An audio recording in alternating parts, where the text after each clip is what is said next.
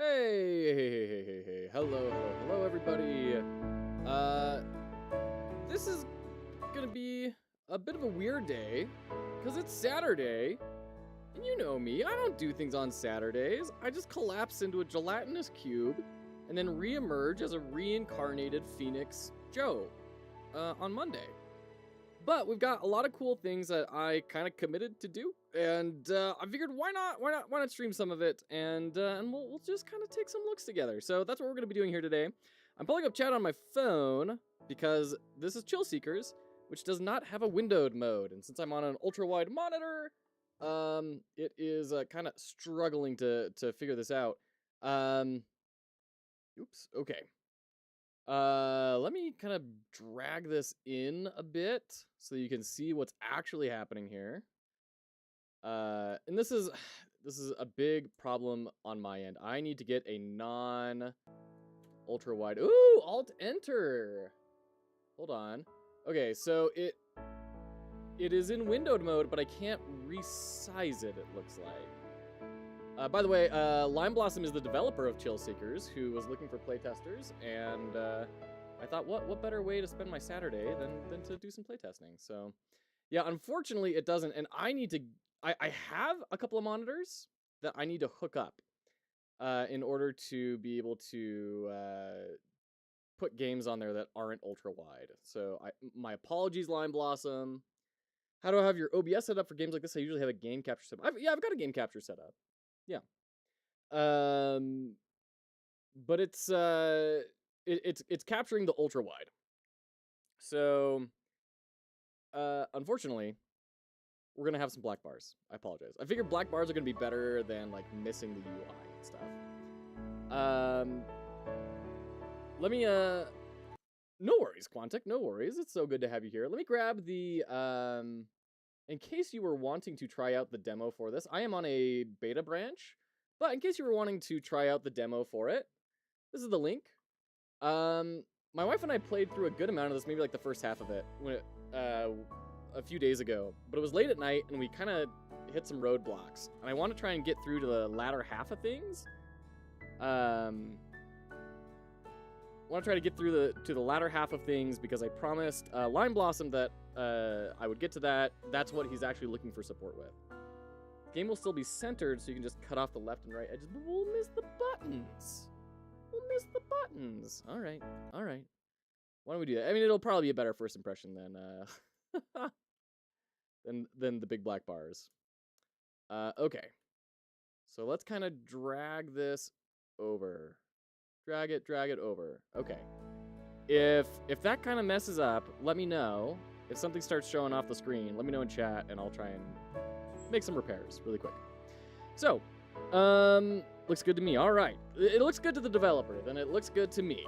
So, this is Chill Seekers, which is a really cute, the way I conceptualize it is a sliding puzzle. We have these penguins, and we're trying to get them to slide off of the ice and into the water, presumably because they're terrified of seals and they don't want to go in the water. I don't know.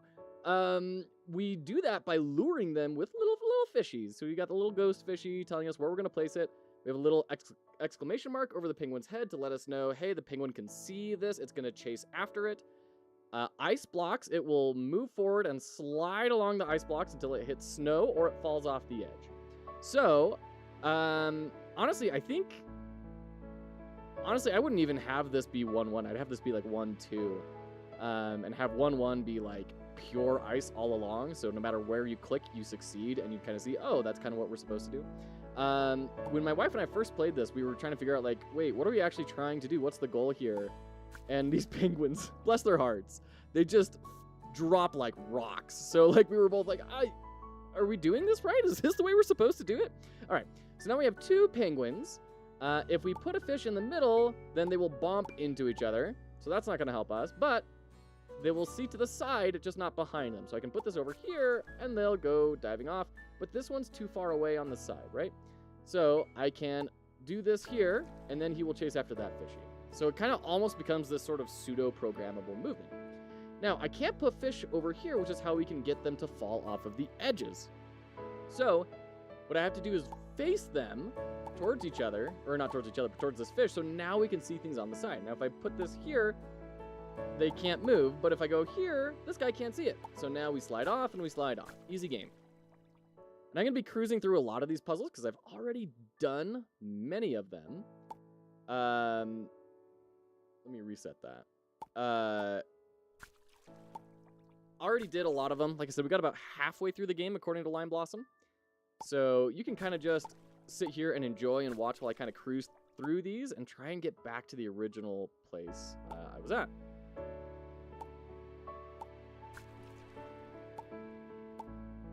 Ooh, I just backed myself into a corner on that one. See, this is the thing. That it's not all that hard to get into a complete fail state in this game. It is surprisingly tricky. So what if I move here? Yeah, now they're both stuck. Okay. Oh man, what's the solution here? Here and then here maybe? And then off. Yeah, there we go. That was the solution. There we go. Got it. All right. We're gonna. Actually, I'm not gonna go to 6B because I think these are optional levels, and I'm gonna try and just cruise through and get to where I kind of left off. There we go. There we go. Okay.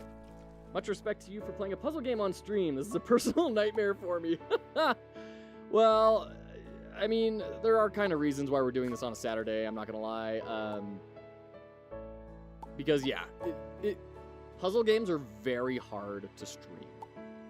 Which, as game devs, frustratingly, we do have to keep into account, right? Like, especially when there's not a good way for chat to communicate about the puzzle. Like, if chat wanted to say, put a fish on this square, there's not like a grid, like with numbers or anything that they can say, hey, yeah, put a fish on E5, right? Like that. So it's very difficult to interact with. Not every game needs to be not every game needs to cater to it, but every game should probably be aware of like, what impact is that going to have on the marketing so that you can account for it correctly, right? Yeah, I remember this one being pretty tricky.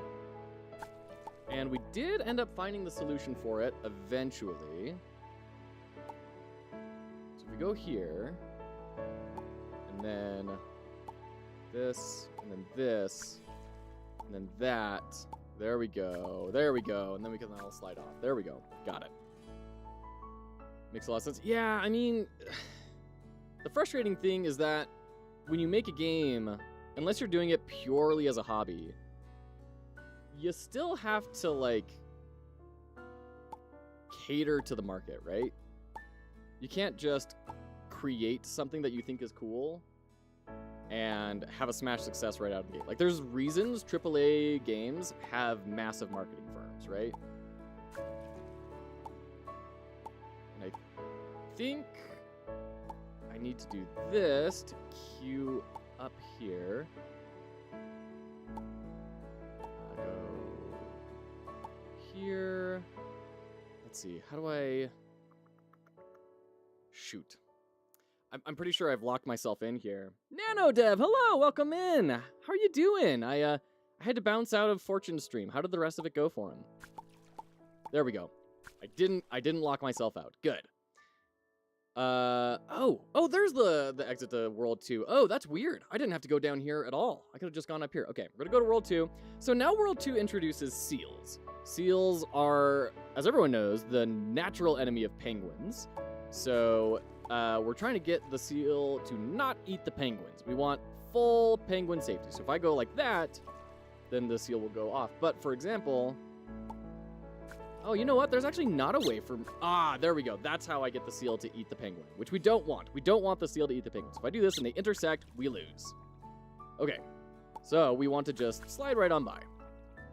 Okay. So we're going to go here. And then here. There we go.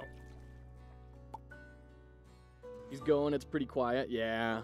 He's doing good work, though. He's doing cool stuff. I can't wait to see how Clover shapes up. So we're going to take the seal off. Whoa! Fortunes! Hello with the raid! Thank you for the raid, my friend. How are you today? I mean, I was hanging out in your stream earlier, but how's the things? So we can queue up the fishes there, right? And turn that into a detour for them. Yeah, how's Clover going? How was... I mean, I kind of distracted you from working out your stuff. For those who don't know, Fortune's Favor is making a really cool Metroidvania platformer thing about a cat with an adorable bandana named Clover. And he's doing really, really neat stuff. We were talking about like his jump cycles and run animations and everything. It's rad. Did I hear you're excited? Well, yeah, what do you mean? What do you mean, did you hear that I'm excited? Of course I'm excited. We are playing Chill Seekers, by the way. I think that's the name, right? Chill Seekers? Yes, Chill Seekers. Which is this cute little puzzle game about kind of like tile management. I don't know, slide puzzle. Ah, yeah, see? We lost the penguin.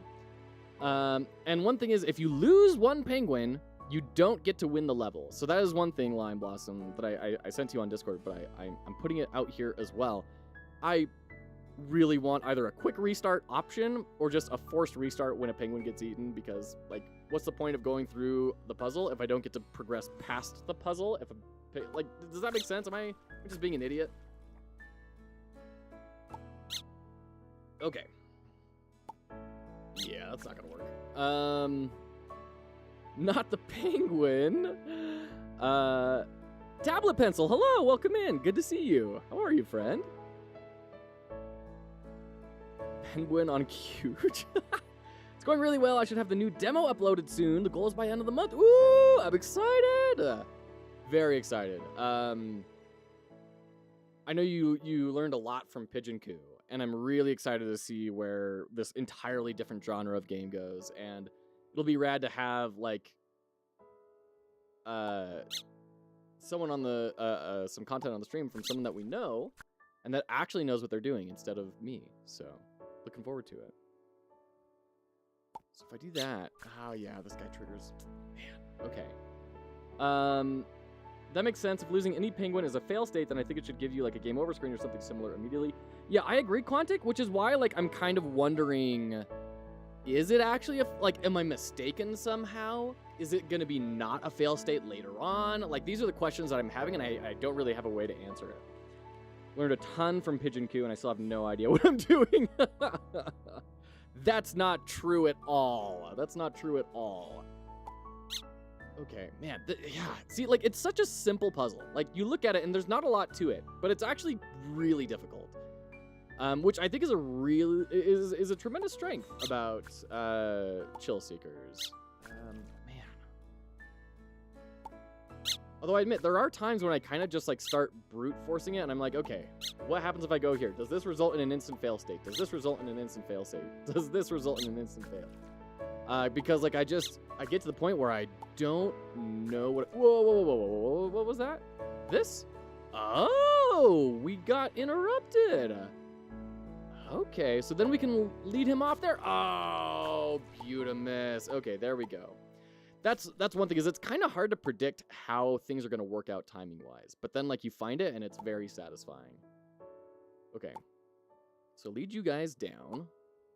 Oh, okay, that didn't work. Nope. There we go. And then lead that seal down. And then... if we move him here, he will eat the penguin. If we move him here, he eats the penguin.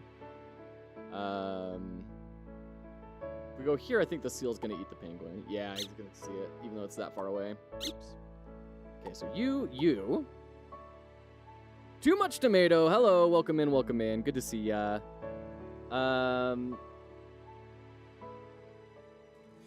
Tablet Pencil, doing fine. Worked on emotes today and got sad when I realized it can take weeks to get them approved. Yeah, yeah, I hear you, Tablet Pencil. If the game over screen is too fast, it might be a bit jarring, but a keyboard shortcut might help a lot. Could be. So is there supposed to be a game over screen? Like, if a penguin gets eaten, am I supposed to just wait? Because, yeah, I think it just lets you keep going, right? There we go. Okay. Yeah, a keyboard shortcut would help a ton. You drop a fish and the animal runs towards it. Yes, that's exactly the puzzle. So we're trying to get all of the penguins into the water. They can only get on the water by sliding off of ice into the water. The seals are trying to eat the penguins. If a penguin gets eaten, then we lose. So we could do that. Oh, jeez. They're so observant, these seals. They are just ready to go. Oh, but we can do this. Oh, there we go. Oh, shoot. Oh, no. Did I just break myself? Okay. Do this. No, he still catches it. Okay. Okay. Let's reset. I think we're on the right track on this one, though, of kind of luring him over here. Then we go down, and then maybe up. And then bounce off of each other. Bounce off of each other. Redirect. And then what does this guy do? Yeah, no. I think we need to set both of them up. Yeah, good to see you, Too Much Tomato. How you doing? Are you still, do we have a release date for Torso Tennis yet? Behind the seal, facing the camera. Maybe. If you want to get to the hard levels quicker, then you can avoid World 2 completely. That's true. I just wanted to... Oh, that's right. That's right, because... Oh, I forgot. I was sharing with Lime Blossom, hey, like, this is the point that I got to. And he said, hey, you already got to, like, the end of World 2. Like, that's the last level that you got stuck on. I totally forgot that was the case. Okay. Thank you. Thank you, Lime Blossom. Appreciate that. Where are the polar bears or killer whales when you need them? Yeah, get an orca over here. All right, take care, Fortune's favorite. Thanks so much for the raid. Thanks for hanging out. Good to hear from you. It is a very cool little puzzle game. Yeah. Button to the left of reset is undo. What? Oh, I didn't know there was an undo button. Oh, that's really good to know. I guess I just thought that would go back to the level select screen, but I've always clicked on the grid when I want to go to the level select. So strange. Okay. So we can put a fish on top. This is where we start introducing verticality, right? Are we not supposed to see the button? So tablet pencil, I apologize. I am on an ultra-wide monitor, and this game does not have a windowed like resolution setting yet. So OBS is only recording this much, but there's like game way off to the right and way off to the left. It's just empty ocean, but there are UI elements, like just 3 buttons that say undo, restart, and level select. That's it. So. Internet pooped out right when the teacher called on me. No release date for Torso Tennis, but soon, hopefully. Cool. I can't wait. I can't wait. I desperately, and we may even get to that today. I don't know. It's going to totally depend on my kids and how long I get to be here and stream. But I want to get at least to 3 different games today. We want to do Chill Seekers, want to do Tainted Grail, Fall of Avalon, and then, that's right, we need to, I seem to remember this. We need to, like, bring him down. And then, there was one other, at least, that I wanted to get to today. We got a lot of stuff I want to play and check out and analyze. Torso Tennis was so much fun. Can't wait to see the next update. Yeah. Everyone needs a little more hot potato in their lives, you know? Okay, so we've got our penguins successfully stacked. Oh, so we can do that. Interesting. But now I'm in a bit of a pickle. Oh, I could do that. Hey, that worked. But now these guys are stuck. So if I bring him down, he's going to eat him. If I bring him over, then he's also going to get eaten. And I can't move at all. So, okay, we're getting close, though.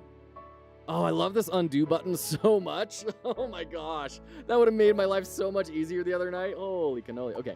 So drag you off, move you over. Oh, okay, hold on. Before I slide him over, oh, that undo button is so good. There we go, there we go. So last time I did this puzzle, I was literally doing some weird slide puzzle shenanigans, like leading the seal over and trying to hide everyone. Like, it was way harder. All right, let's go to our level select. Let's keep moving. Slide you over here, you'll fall down. Oh, but now you're stuck. Okay, so slide you up. Maybe move you here, and then... Ooh, we can slide you back off. Oh, easy game. Easy, easy, easy. Undo is so crucial in puzzle games, yeah. Penguin stacking, yes, tablet. Chill Seekers has it all. Okay. Trying to remember how I did this one. I think I put a fish on top and then move him. Oh, but then that kills him. I think we have to move you off over to there, and then slide you up, and then we can take you off the screen. There we go. Easy. Want to eat the ice cubes? There's no text in the game to avoid translations. It's tricky to do everything with symbols, though. It's very, very true. Yes. 100% Lime Blossom. I've been there a lot. So I spent 10 years as a product designer. So I wholeheartedly feel your plight here. So what happens if I put this here? And then just, like, you're a dunce, right? Like, you're just in the corner, not hurting anyone. And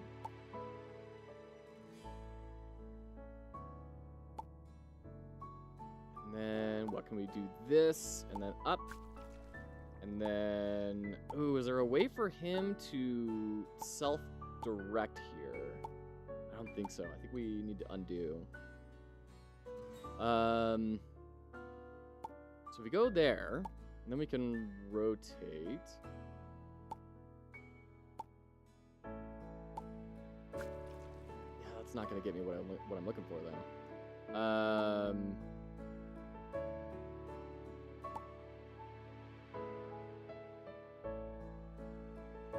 The only option is okay, I think we need to reset here.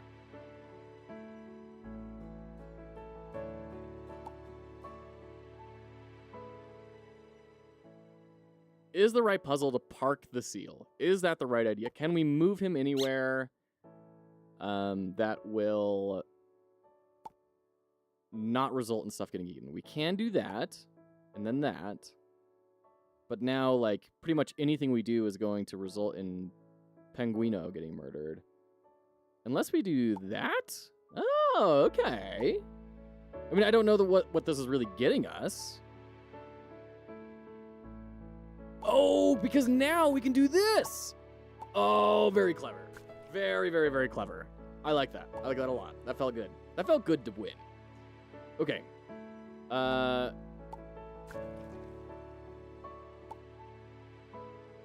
Oh, yeah, this is another one of those, like, really deceptively tricky ones where it's like, it looks so simple, right? You throw the fish on top, and then you move forward. But then what does this guy do? There's no options for him other than just getting completely stuck. So instead, what if we move over?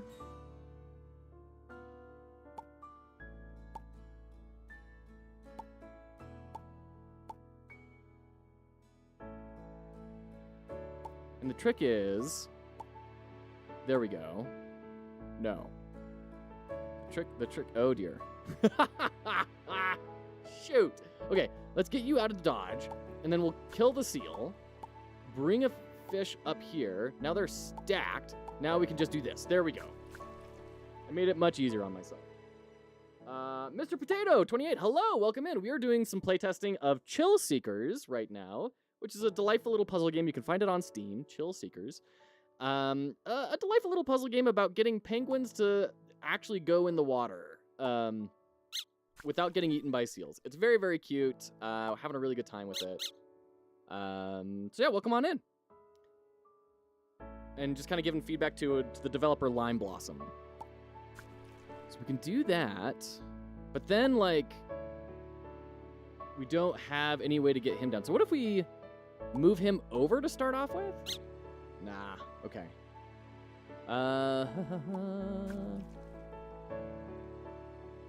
This is difficult. But what if I set something here?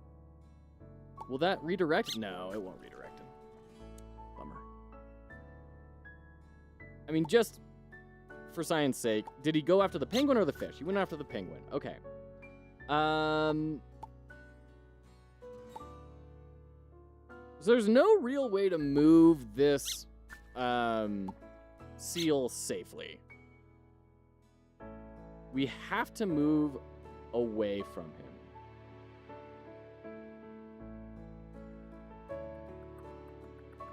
him. This is tricky. Looks like a kind of fun game. It is a kind of fun game, Mr. Potato. Hey, and there's Tom Millman. Hello, hello. How are you today, Tom? It was good seeing you over on Bite Me Games stream on the YouTubes.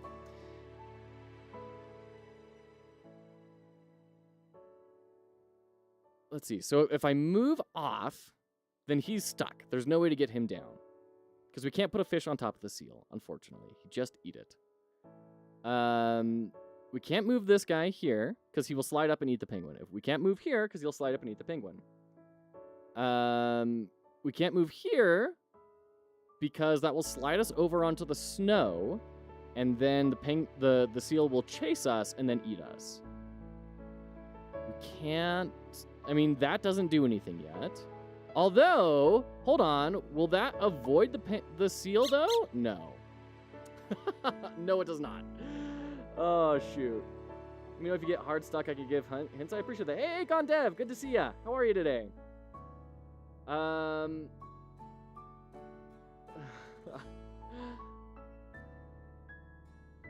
So we're left with like here, which doesn't do anything yet. And then we're left with here, which we've disqualified. So,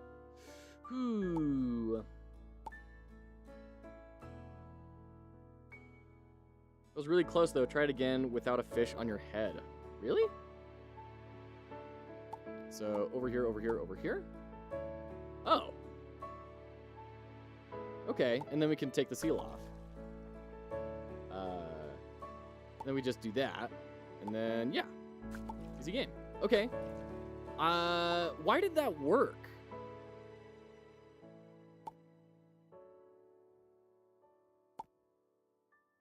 Because we move over here. Like, okay. So I think I understand the order of operations here. With the fish on the head, if we move forward, the seal doesn't chase the original guy. He's chasing this guy who falls down. So without that guy falling down, now all of a sudden it's working out. It's a little tricky to know when the seal is going to find you or not, I've found. On some levels. Not all of them, but some of them. Can we go to level 4? Oh, we haven't done 4 yet. This is all new for me. Okay. Okay. There we go. Okay, cool. Seal block. Okay. Okay, I see that. And then do that. Oh, but we need this guy to be around. Okay. Okay.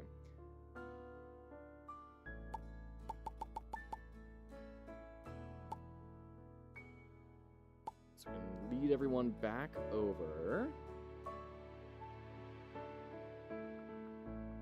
Ooh, this is tricky. Ooh, this is a toughie. This is a toughie. Lime Blossom, you got a devious little head here. There were a lot of times, especially the first time I was going through this, of like, this is a dastardly little puzzle. You little monster. I can't believe you would do this to me. Oh, goodness. Yeah, we can't do that because then he'll just eat. Okay, how do we take care of this guy? Maybe here? And then they're stuck? There we go. There we go. But then how do we get out? Shoot.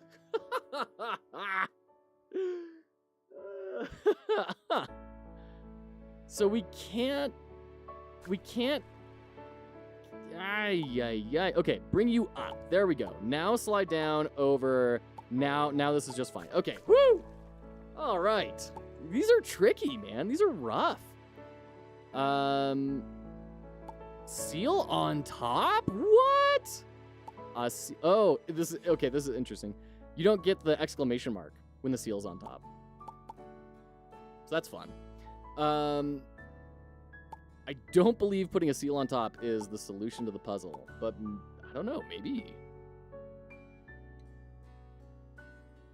Because it's certainly not moving forward like that. Ah, then we could drag him over. And then, ooh, seal hat.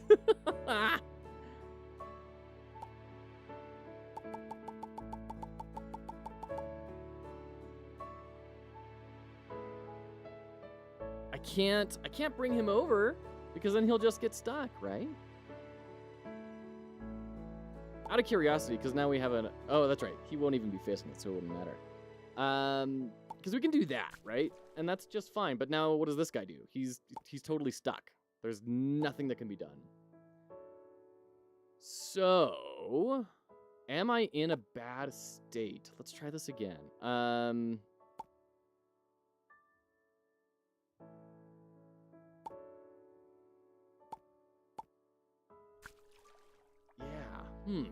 The stack looks so precarious, like they could fall over at any minute. I mean, to be fair, if I were to stack a seal on top of a penguin, I would not be very optimistic about the structural integrity of that, you know, chimera. Because, like, we can't do that. Now we're just stuck. Boy. Like, this is the best thing I've been able to think of that, like, feels the most clever, but, like, we can't... Like, that's just going to be, you know, everyone going off into a corner like a high school dance or a junior high dance, you know? Like, it's just wallflowers. Wallflowers everywhere. There's no option to, like, do anything. Product designer critiques penguin stacking to a group of viewers. Oh, man. Listen, I'm going to be real. It's not all that different from the day job back when I was a product designer, so... Like, this feels like the start of something, but then I'm trying to figure out what do we do from here, and I am running into some walls.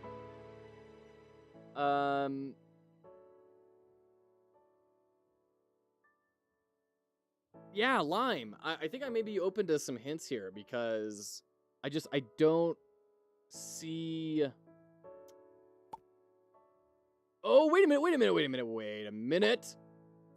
Ah, ha, ha, I figured it out. You lure the seal off. Okay, that's very dastardly and clever. Well done. That's a good puzzle. I could see that. But if I do this here, then he's just gonna, go murder him. So we do that and drag him down. That's interesting. So we do that. And then, ow! Is he gonna get eaten? Yeah. Okay. So this feels like the right way to go on some of this. But then, yeah, it's, maybe it can't be that way. What if we move right here? That. Nope, that's a soft lock.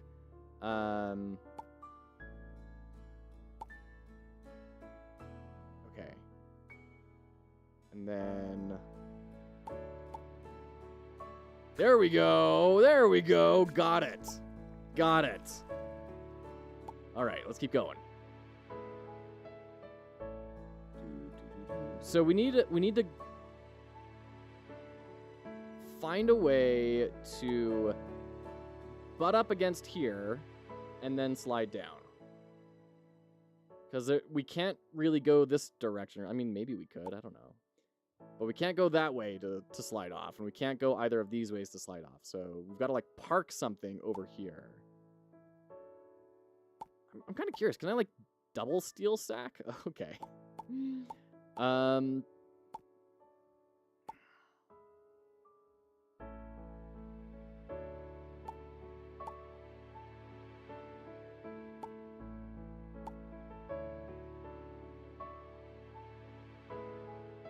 Can I move diagonally? Oh, we picked him up. Okay. But how do we get the seal to dismount? I did not expect to be saying such a phrase. How do we get the seal to jump off of the penguin's head here? Because, like, we can only park him 1 of 2 spaces, right? Hold on. I think my brain is grocculating something. Okay. I think I get it. We do that. There we go. Okay. And there. And then there. Okay. Throw a fish on top. Get you to move over. Throw a fish over there. Over there. There we go. There we go. I'm feeling very optimistic about this. I think we got it. There we go. Woo! Seal stacking. Horizontal and vertical. Oh my. See, this is already making my brain just melt looking at this. Like, wow. I could tell this is going to be very complicated. Mr. Ray, thank you so much for the raid. Hello. How are you today? What were you up to? Mr. Ray, what do you do? Hold on. Let me get the shout out going. Welcome on in. For all of you who are new, foxhollowgames is a charitable enterprise devoted to helping people enter the game industry. So, right now we are doing some playtesting of games that have been kind of submitted over the past little bit. Trying to provide some feedback. We're playing, oh dear, that didn't work. Hold on. I'm doing this on my phone for the first time. Shoutout didn't work? What? Hold on. Come on. Slash shoutout. Let me do this on the desktop. Mr. Ray, there we go. All right, there we go. There's the doing great. Got to run, but hope you have a great stream. No worries. Thanks so much for hanging out. Appreciate ya. And welcome on in, everyone. It's good to see you all. Okay. I'm caught up to chat. So, after watching the Bite Me stream, I got motivated to update my Steam page. I updated the capsules on Thursday, now working on the About This section. Nice, Tom! That's great. I can't wait to see it. Yeah, so, charitable enterprise devoted to helping people enter the game industry. We're doing some critiquing and feedbacking right now. Oh, dear. You can make a bridge. This is Lime Blossom's game, Lime Blossom, who's in the chat, of this very cute little puzzle game, which is surprisingly dastardly. Like, my goodness, is it difficult. Yeah, see, now we're stuck in this, like, infinite loop here. We can't get through. Okay. So before doing that, what if we did this?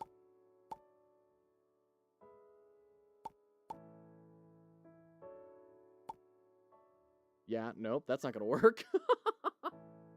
Penguin stacking is on par with Factorio. I'm not going to lie. So I have a really good time with this game. It's a very satisfying puzzle, right?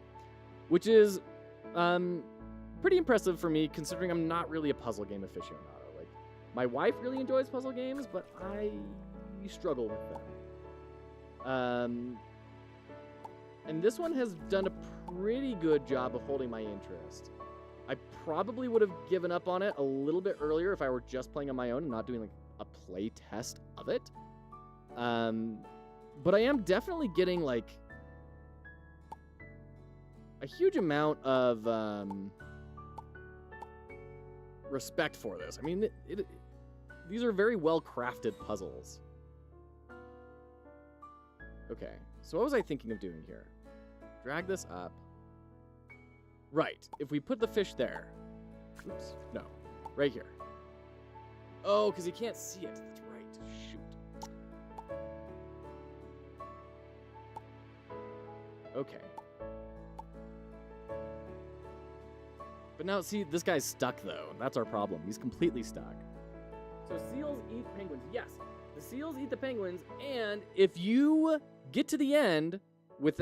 If a seal eats a penguin, you do not beat the level. You're not, by the way, you're not seeing some minor UI, some like return to level select buttons and stuff, because I'm on an ultra-wide monitor and OBS isn't really capturing that. But here's the content of the game. If you have a penguin get eaten, you do not get to progress through the levels. Like, it's a failure state. So you really want to keep those penguins alive. Unlike that. Okay.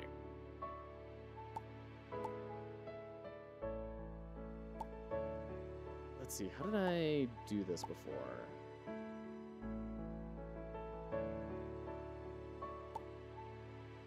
Yeah, definitely not that way. I think I just slid him up, right? I don't think we had anything special going on there.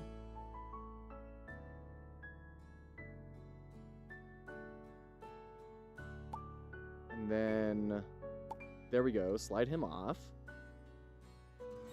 But now this whole zone is dangerous because he's looking out the sides, right? But the poor seals are starving. Listen, these do look like very derpy seals. My confidence level in their ability to, like, hunt on their own, very low. Not gonna lie. I don't make the rules. I just play the games, you know? It's as simple as that. I mean, we could do that.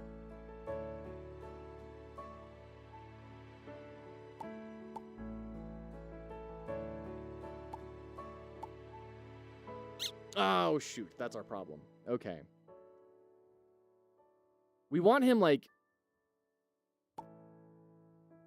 facing the opposite direction somehow. But I don't think we can really accomplish that.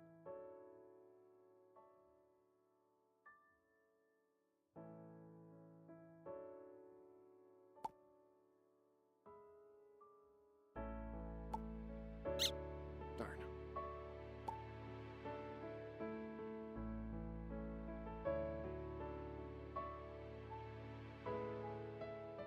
Ha, let's reset. Let's reset. I need to break my brain here. I'll be honest, I forgot how to solve this one. That's from the game's developers, folks. And that's what I'm saying is, like, these are, like, oh, hey, we have the seal in the right direction. These are really, really tricky puzzles. So we can do this and get the seal off. Okay, there we go. Now we have this, like, stop block here.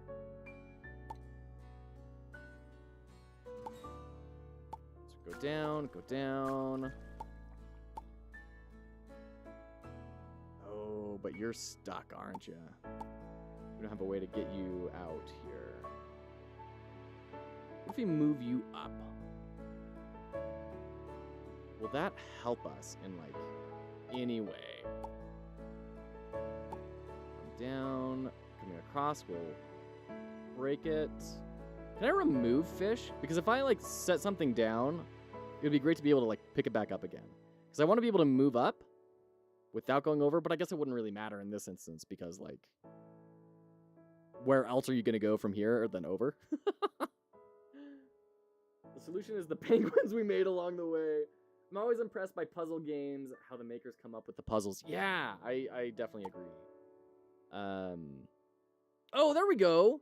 Get him to slide off, and then we can just repeat the same maneuver. There we go. Figured it out. Well done. Okay. So we can throw a fish up top, go seal surfing, drag him off, and then into a corner. New hat. Oops. That's a problem. Ooh, that's a real problem. Shoot. That's a really big problem. Because I need to be able to drag him off. Wait, hold on. No, we can't do this. I was thinking I could do that, and then that penguin goes down, and then we're, like, home free, but no, we're not, because we're just going to land right there. Okay. And we can't move to the side, because then... Oh! Wait, what? Oh, the seal rotates with the penguin. The second level rotates with. Okay, so the penguin rotates 90 degrees to the right, so does the seal. Okay. So if I put that right there, we can do this.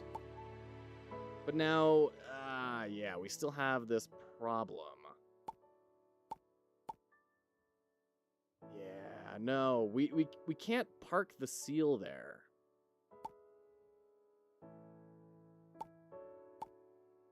And we can't lose the seal either. The seal needs to be there to stop the slide.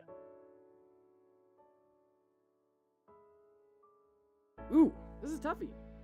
Clicking on fish to remove them might be a cool mechanic. Okay. Is it not too dangerous to send the penguins into the water if there's seals in there? We ignore that. The penguins have an alliance with the orcas. Any seals that fall in the water are instantly eaten. Oh, that's amazing. So one thing I'm curious about is why doesn't the seal see this one and go after it?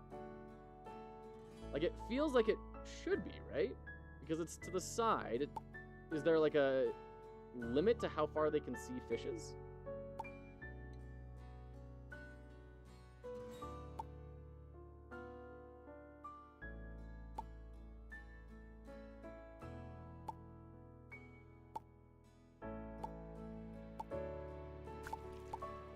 we're still stuck there. Okay. Tarantula and frog symbiosis, but in the Arctic.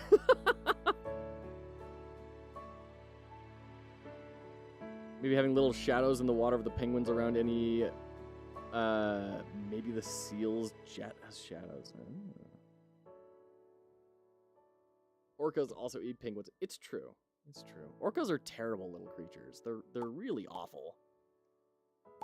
They're up there with like chimpanzees where you're like, oh, so cute. And then you learn about them and you're like, oh my gosh, this is awful. I can't believe this is like a thing. It seems like the seal should also be seeing this, right? Unless like the fish is lower value than the penguin is. So like it's just like, I don't want to go all that way for a fish. If I had more time to make this game, I'd make orcas. There you go.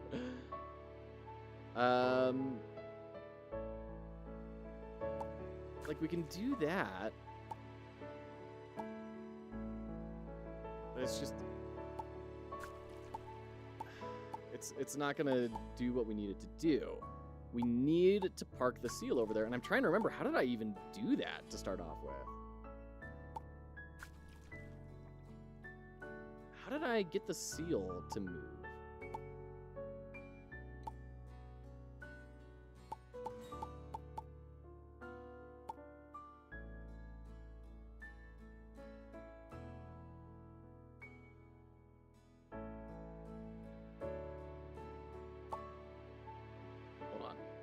What if, okay, this is a dumb idea, but what if, no, okay, that was an even dumber idea. That's not what I was trying to do, though. Oh, what if we did this, though? It's kind of interesting. And then one penguin gets to make it, and, like, the other one gets to just live its life with the satisfaction that it helped its friend, you know, reach true happiness, while it stares off into oblivion from its icy perch. Or rather, it's not icy, that's the problem, from its snowy perch. Where's the webcam? Simon Game Dev. It is a comfy, cozy Saturday, and I didn't feel like setting up all the lights and the green screen and everything. Because I kind of also needed to go really fast. Okay, there we go. Now I can get the... Weird. Feels like that wasn't triggering before. I don't know if that was a bug or not. Right, okay, and that's our problem. There we go. So we just drag off like that, and then we're good to go. Okay, cool. I feel like maybe that was a bug that ended up making that a lot tougher than it should have been. I may be wrong, but... Okay.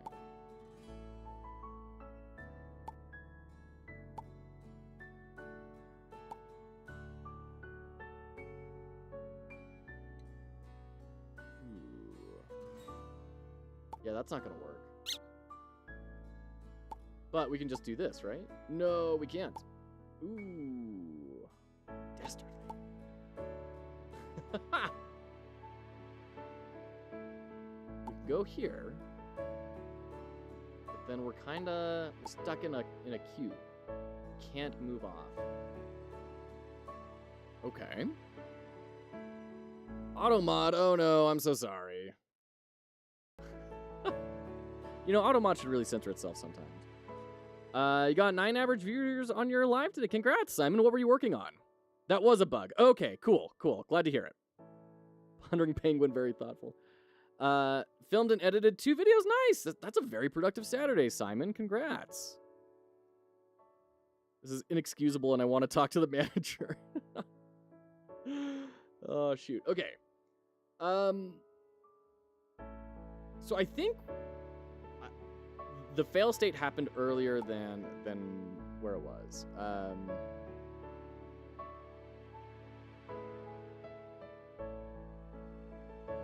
Like, this feels like I'm supposed to pull him out, but then I don't know what I do from there, you know? I'm also confused why there's 2 seals here. I don't know if they're a red herring seal or what.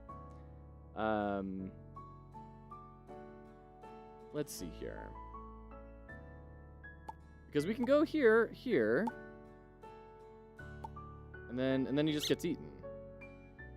Like, there's not really a way around that, and I can't move him beyond that. I can't lure these guys off at all.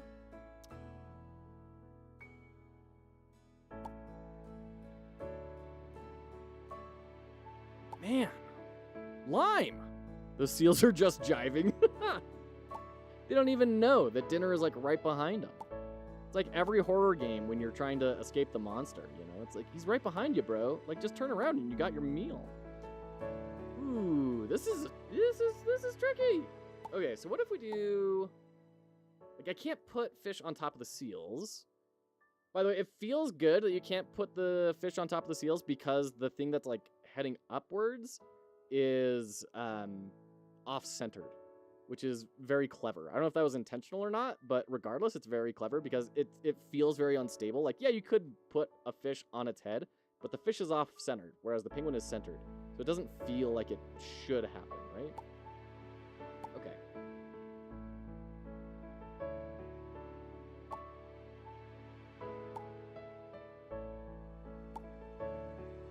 Yeah, I just... Go put that guy out of his misery, please.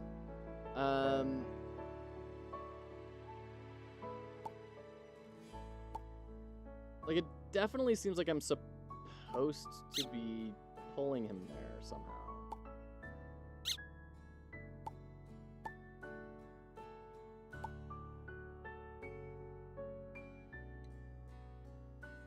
Okay, we're still alive, but we're in the same state we were before, so we didn't actually gain anything. They're on the lookout for orcas. There you go. You can make a little animation when a seal goes into the water. And orca chomps them up. Oh, jeez.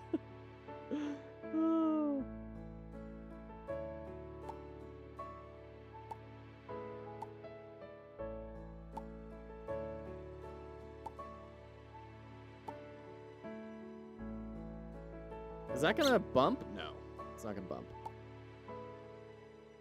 Jiminy Crimus. This is tough, Lime. I think I'm ready for hints. This is a brutal one. Can you use the seal to block the third square below the penguin starting spot and then move the penguin behind it and head off? Okay. 1, 2, 3. So get the seal somewhere over there. So if we do that, then he's going to eat. We need to slide the penguin into seal butt.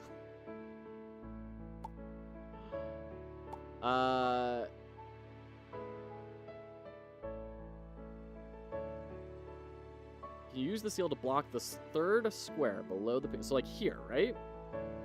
And then move the penguin behind it and off. Move penguin. Move seal up one. Move... Hold on. I think this is the problem with doing this on such a delay. Very difficult. Yeah, let's get eaten.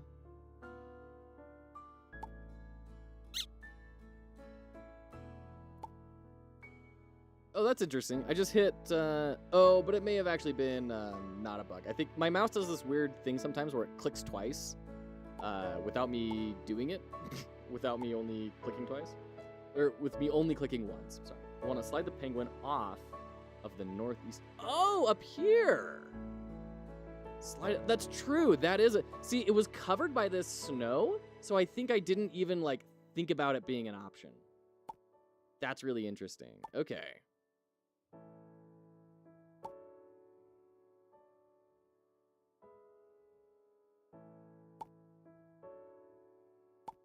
There we go. Yep, okay. There we go. Got it. Okay, cool. Thanks. Thanks for the help. Very interesting. And then are there more worlds? Like is there more that I can get to, or is World 4 a dead end? Yay, go team. There's World 5. Do you get to World 5 through World 4, or is it like another exit point in World 3? To the right of World 3. Okay, perfect. So let's get these guys all squared away, shall we?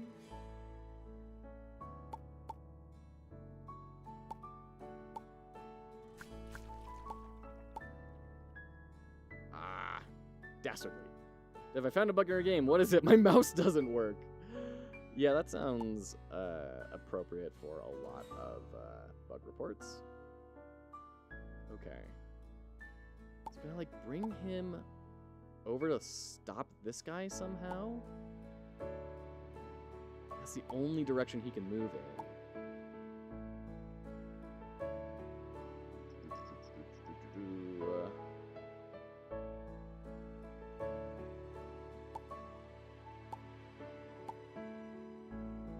Yeah, no, I think I've messed up here. Okay. Let's keep going.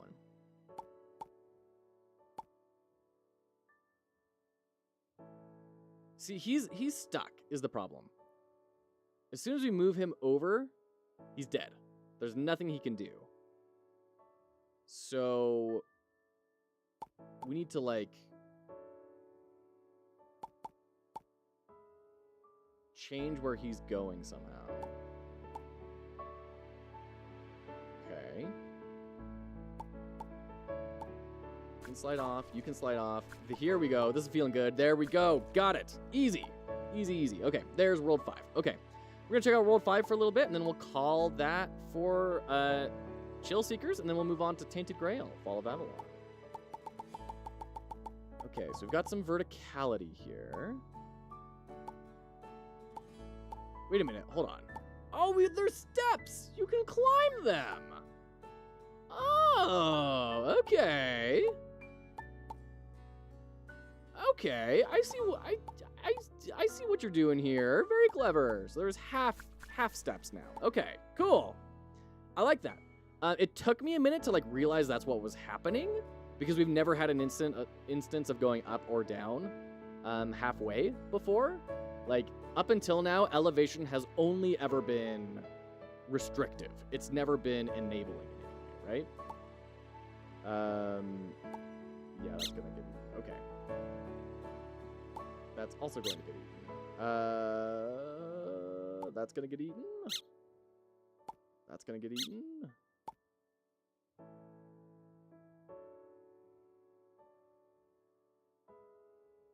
That's for sure gonna get eaten. Can we do this? Aha.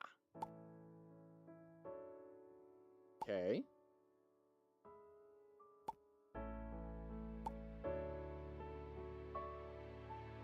Then go down. And then we just cycle back. No, darn it. Okay, let's go back. Let's go back to here. Actually, let's go back to here.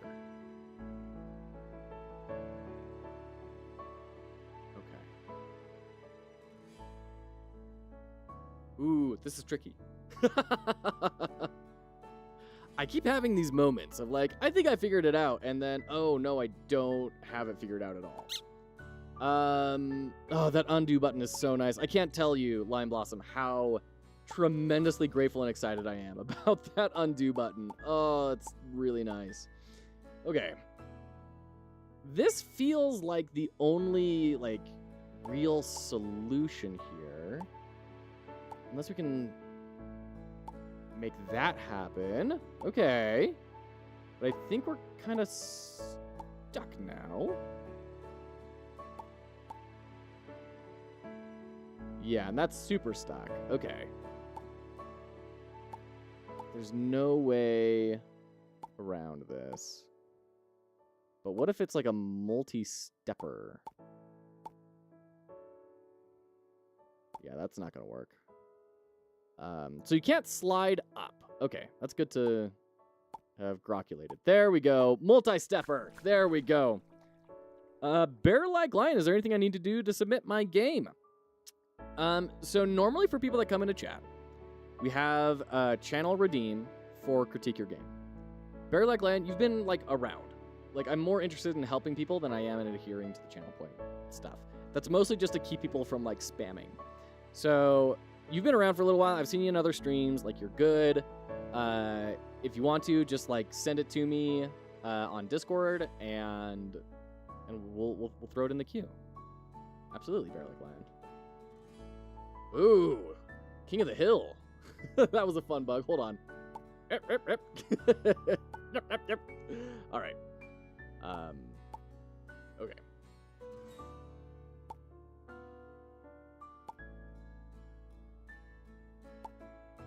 Oh, okay. Okay. Okay, I see how this is kind of starting to behave.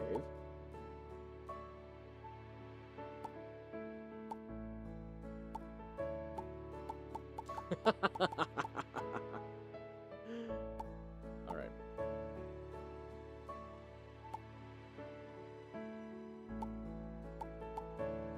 Ooh, this is hungry penguins right here. This is tricky. Thank you. No, Bear Like Lion, thank you. Thank you for making something awesome. That's like the whole point of this channel is helping people do things that many people would consider impossible. So thank you for building something and sharing it with the world. So this is our only escape vector, I think. So we need to get this penguin out of here somehow.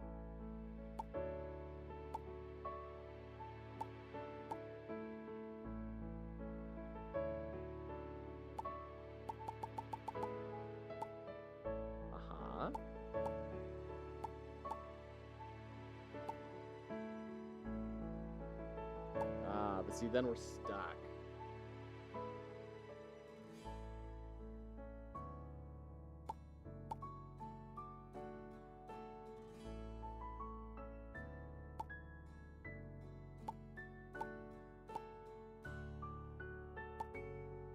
Ooh, tricky.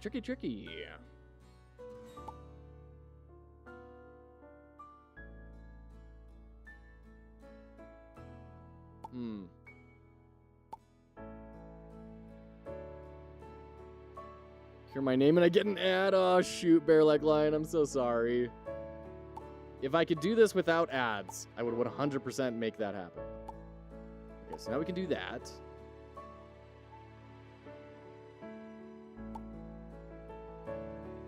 And now everyone is stuck. We got one. We got one penguin. That's good enough, game. Let me through.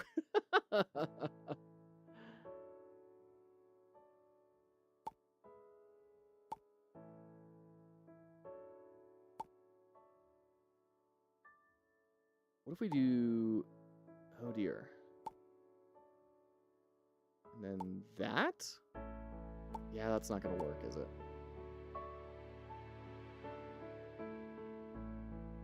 Jeez. Marking this level down is tricky, yeah. Yeah, this is a very tricky level. At least for me. It's at least tricky for me. It's like I can see that like we can throw this down, right? Like I get that.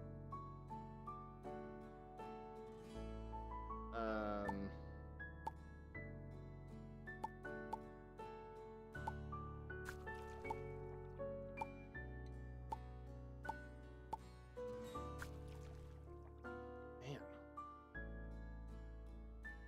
It's only 5-3. Goodness gracious.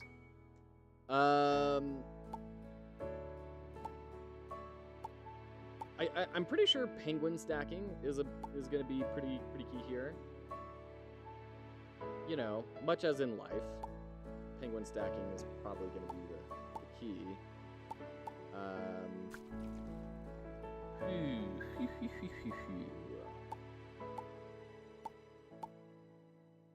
It's also kind of annoying because there's not as much play to brute force it and just kind of experiment with different things, right? Like, if I put this down here, like, the game's totally bored. Like, there's no... I have to just reset the level.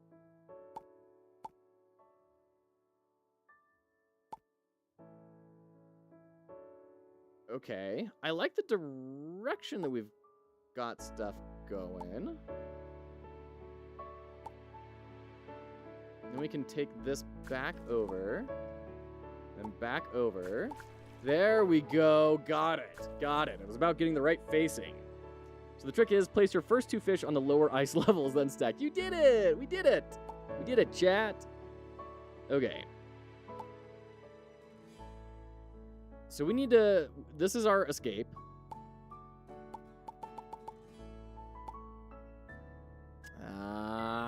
That fish. Funny how... Okay, so if I click this here...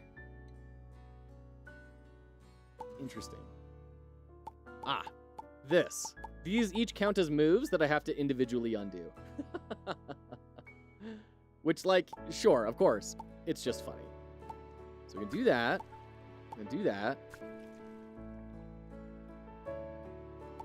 And then pull you over, and then up. Okay, cool. That was way easier. Okay, we got... Wow, all of the levels here. Okay.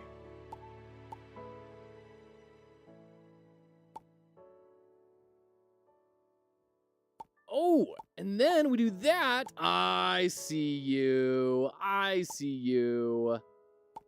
Okay. Oh, but how do we move him? Ooh, this be tricky. Because, yeah, now you're stuck.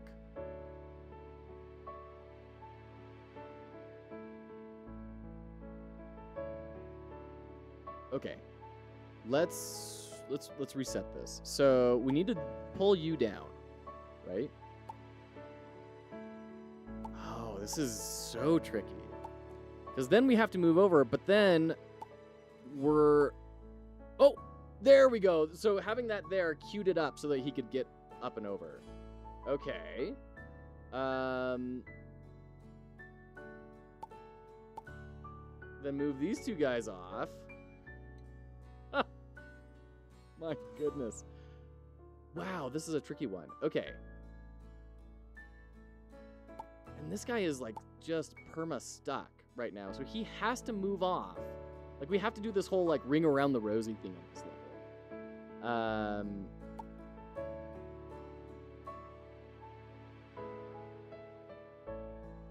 So how do I get one of these penguins to go off?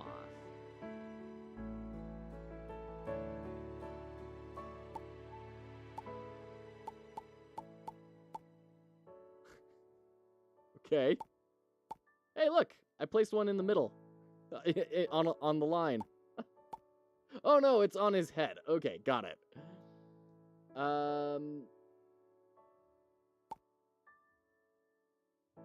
Like, that's kind of an interesting interaction. Oh, wait a minute. Then we could do that. We can do that. Okay. Did I just fix my brain?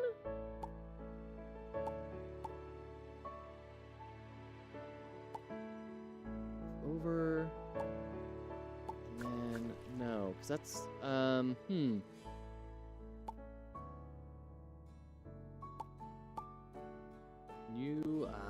but you're facing the wrong way. You're still facing the wrong way. Ooh, brother. Ooh, brother.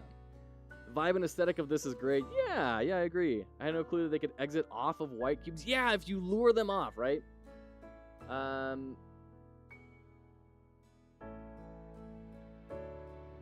Okay, so in a couple of minutes, I'm going to need to go grab my kid. Fushigi87, thank you so much for the follow. I appreciate that.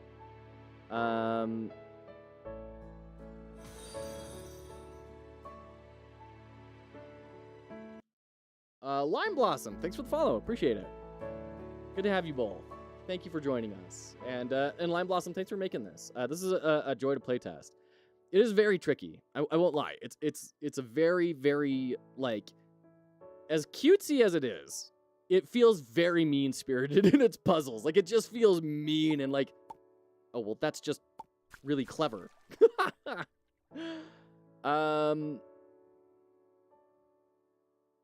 So let's revert a little bit more here. I guess we're resetting. So if we take this down, like, the only way to move forward is here. Like, if we go up and then put a fish there, that's not going to do anything, and now everything is stuck. Like, we have to do this. This is the only real option.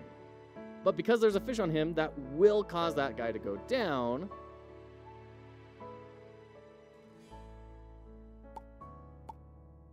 And now we're stuck again.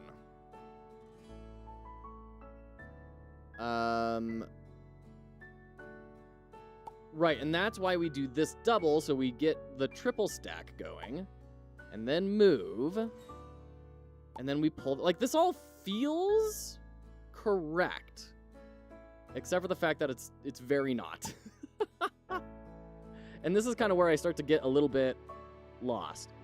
Cupid Devious, like your favorite niece. Amazing.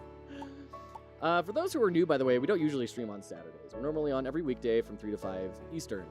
But Lime Blossom, I committed to playtest his game, and there are a couple other things I also need to get done. I thought, why not stream it? and it's been great. We are a charitable enterprise devoted to helping people enter the game industry. So part of that is streaming game dev myself. Part of it is doing critiques, analysis. We do all sorts of stuff on YouTube as well for our critiques and analysis. And that's right. That's what I'm not getting because I'm on my phone. People are probably talking on YouTube, and I'm not even knowing it. So my apologies to all of you on YouTube.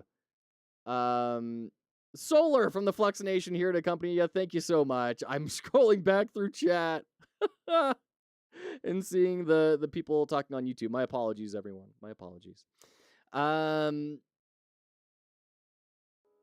Okay. Seems like you need to get a 2-stack in order to get the staring one off of where he's stuck. Go back to before you got the 3-stack. So what? Here?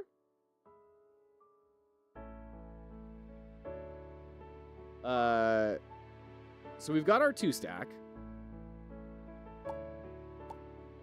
Aha! There we go. Got it. There we go. Good. Okay. We're gonna jump into this next level here. I am gonna go pick up my kid. They're just sitting in the car right outside. So I will be back in like a minute and a half. It'll just be like an ad break. Speaking of which, why don't we run an ad break so that we don't have to do more ads later on.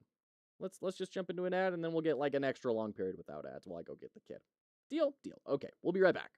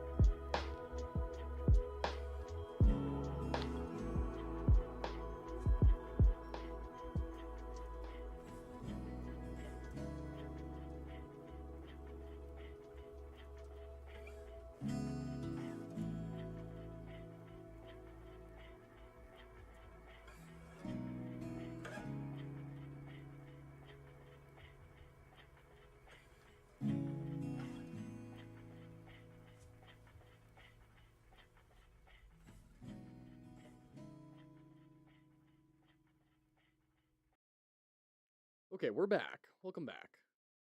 Okay. Woo. Hold on, let me get... Hold on.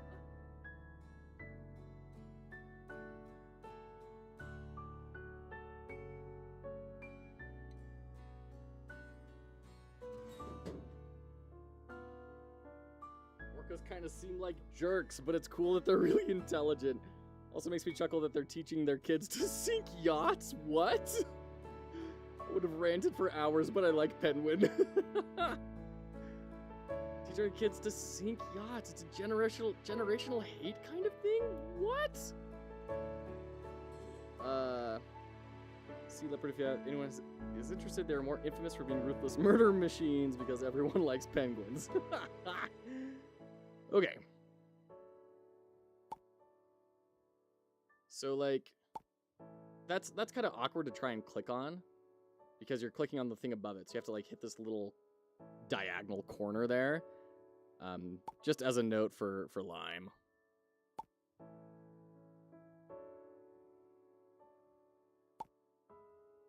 Is that just where we started? Pretty much. There's a particular population of them off the coast of Iberia that has been sinking yachts since 2020. Wow, that's crazy. It's been a hard thing to design around. I believe it, Lime. Yeah, that isometric perspective makes stuff like that really rough. What happened to the webcam? Super Robe Eyebrows. It is on a break because it is Saturday, and I felt like a more chill stream when I didn't have to set up lighting and all that sort of stuff. So we're playtesting some games. Oops. Well, if the goal was to get all the penguins eaten, I definitely would have won right there. We're doing some playtesting of some games. We're playtesting Chill Seekers, which you can find on Steam. Okay, so if I do that, and then slide this guy forward, and then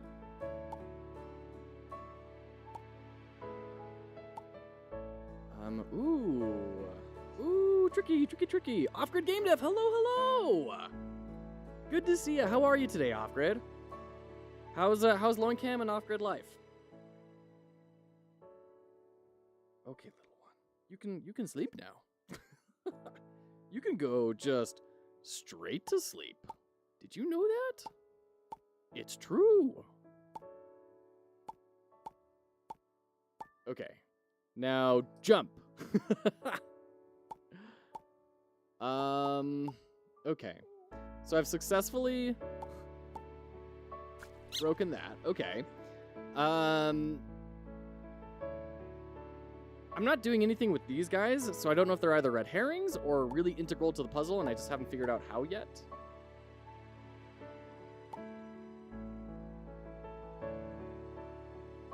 What happens if we do this? Kind of interesting. Okay. Can I distract you? No. Definitely not what I need to have happen here. Good man, I'm reading about adding Steam achievements. Oh, very cool, Off-Grid. Nice. There are distinct pods of orcas with different hunting behavior. There are noisy and talkative orcas, mostly hunting on fish, but there are others, silent and more opportunists, that kill everything that moves. Going off memory here, so maybe inaccurate about the details. Wow, that's crazy. I hate to admit it, but I love achievements and trading cards in Steam games. You know, I've never once bothered with the trading cards. I don't even understand why I would. Is it just like another meta level of achievements that are more like probability based? And also, don't you have to engage in the marketplace in order to get the trading cards? Like, you can't earn all the trading cards for a game, right? Like, you have to buy them.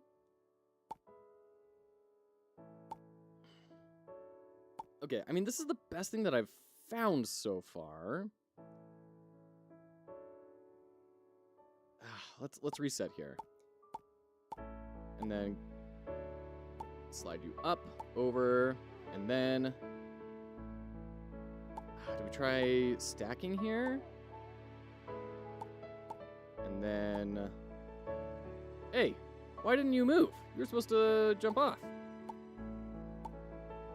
Okay.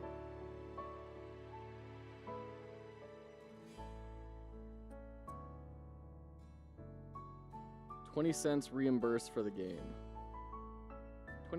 It's 20 cents reimbursement for the game. I don't follow. I've never collected all the trading cards. What happens when you get all the trading cards for a game?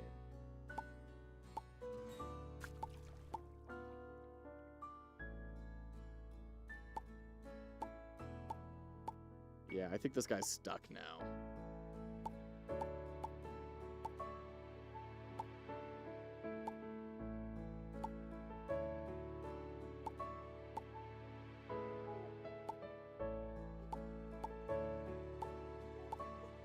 Hooray, I've successfully reset everything.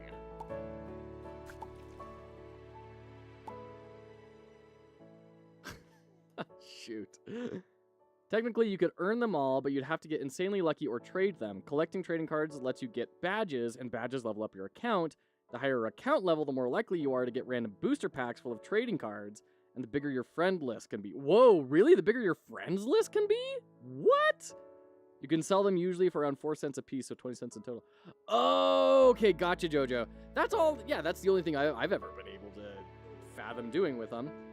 Like, my Steam account, I think it was like level 25 or something. Like, I got it when Half-Life 2 came out. Back when Steam was like this really annoying thing you had to install in order to play Half-Life 2. So, like, I've never had to be, like, locked by account level on anything.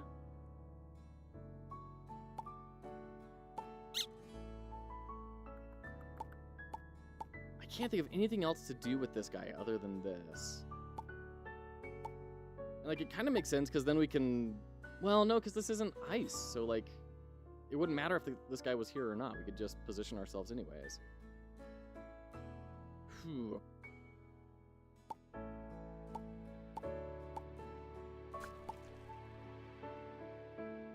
But then we're stuck. We don't have a way to lure this guy off.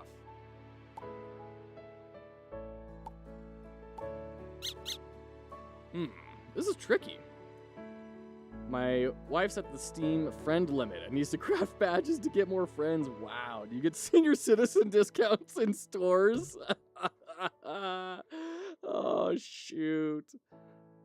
No.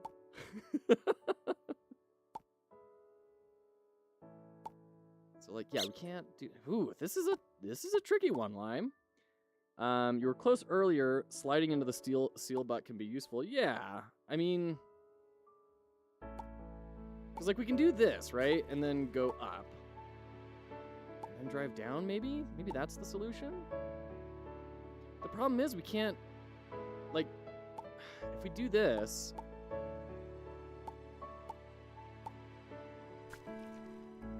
We need to have some last person.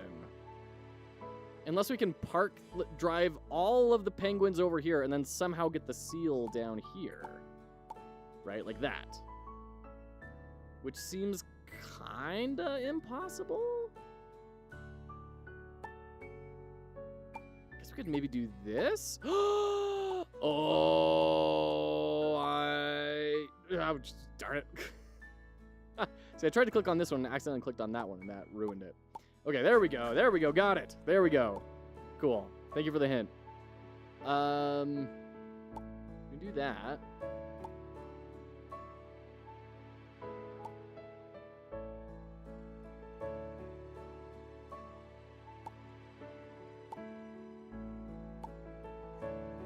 So now we got seal butt to slide into.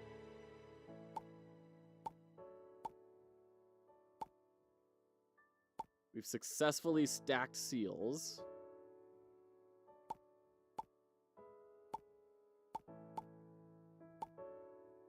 But, like, this guy's... Oh, we can do that, maybe?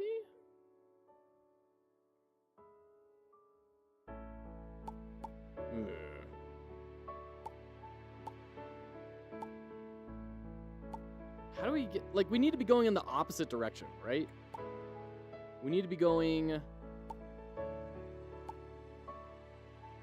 counterclockwise. And then all of a sudden this becomes really easy.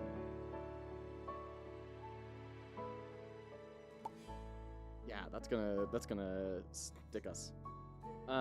Dating myself here, but my Steam account turned 20 years old in December of 2023. I've had it forever. Give me senior citizen discounts, please.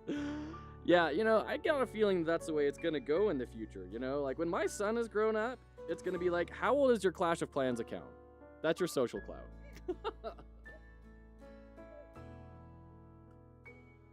Okay, guy. What do you think? Should we do the pacifier now? That was a big eat. So we can do... Oh, wait a minute. Oh, duh. Duh. Of course. Obviously. There we go. Okay. Whoa. Looks like I unlocked extra levels or something? Was that on purpose? Okay, we've got Seal Tower, the most dangerous...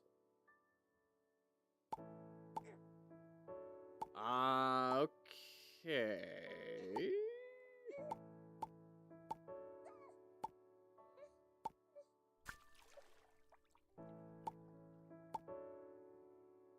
So before we move that guy over, we can just do this, right?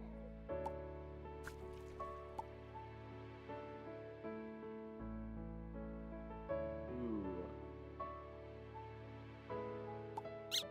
Yeah. I mean, that's feeling good. But then, like, we're totally stuck there. So let's try this again. With, okay, there, and then there. I get the feeling we need some seal butts in this. I got the feeling of a need for some seal butts. Son, I remember TH9 was the pinnacle of power. Oh, how the sands have buried me. Oh, bug? There was a bug. I didn't catch it.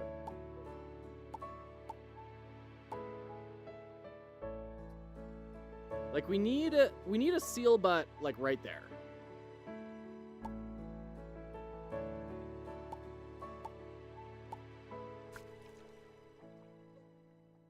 Like, right there or right there. We need a seal butt. Oh, but what if we did this? Okay, so move forward, then up, and then you.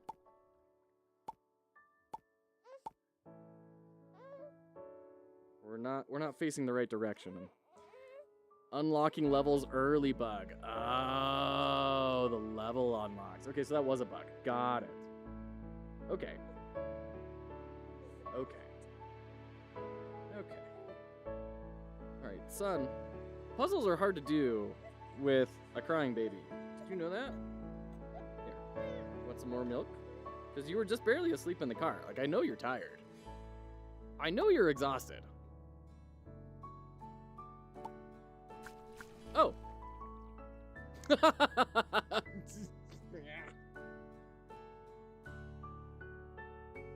Okay.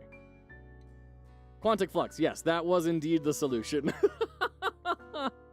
Looks like I got 511 unlocked as well for me. Or not unlocked, but finished. And then we're in World 6. Wow. Okay. Well, this is problematic.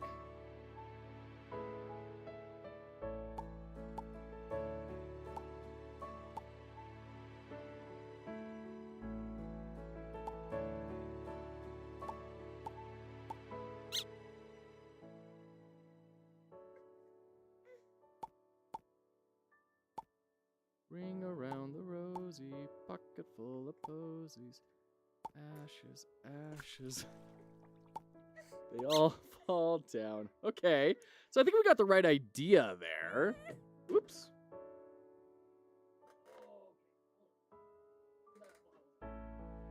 Where'd that bottle go? Got one. Just try standing. Try standing? You probably like that better.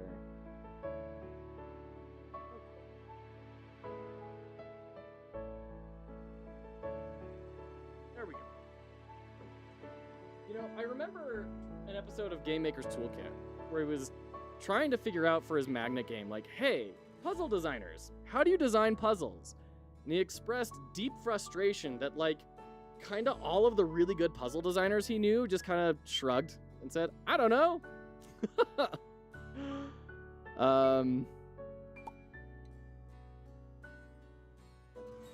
And I feel like there's probably a bit of that here. Just kind of like going off a vibe, you know? And then that.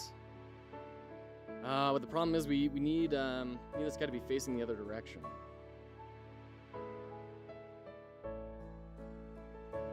Okay. Down, up, over. And then you can come across. And then over, up. Okay. Penguin, I'm trying to save your life. All right, take care, Lime. Thanks so much for the great game. Thanks for letting me playtest it for a little bit. I hope this is being helpful to a certain degree. But have a great dinner. Have a great, great dinner. Okay. We'll probably go for another few levels into World 6, so we don't do everything in the game. And this is kind of like in more of that space of the latter half of the gameplay testing that he was looking for. So I hope it's enough for them. Okay. So the problem is we need this guy to stand right here and then the penguin to file in after. But we can't do that. Oh, but wait, what if we do this? Then he'll go on top of the penguin. Oh, but now the penguin's stuck. Yeah, Mr. Penguin is stuck. Okay. Well, maybe we do need to get,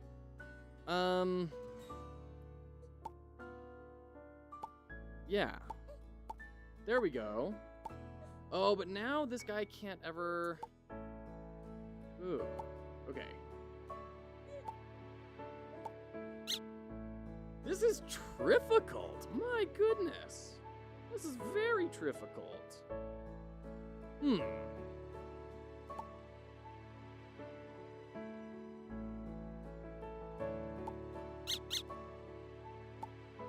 Because we can stack them.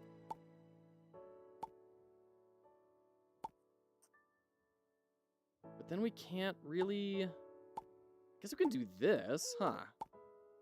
There we go, and then we're even in the right orientation. The problem is this dude gonna come chasing after us. Yeah.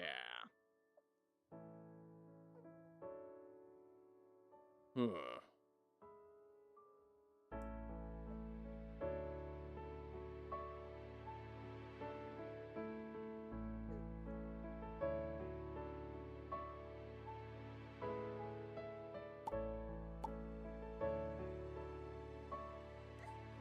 It's like even if we just... Oh! No, that's interesting. I don't think it's helpful, but it's interesting. Whew. Okay. You know what? In the interest of time, I do think I gotta call it here, unfortunately. But this is Chill Seekers. What a cute little game. I really enjoyed this. I hope this was helpful. Lime, if you're watching the VOD and everything later on, you feel free to let me know if you'd like some more focused playtesting on some of those later levels. And then we can, maybe I can get some more time in. But that's Chill Seekers. That was very, very cute. I really liked that. We're going to go ahead and jump into Tainted Grail, The Fall of Avalon. If you are a board gamer, you may have just heard Tainted Grail and said, wait a minute, I kind of know that.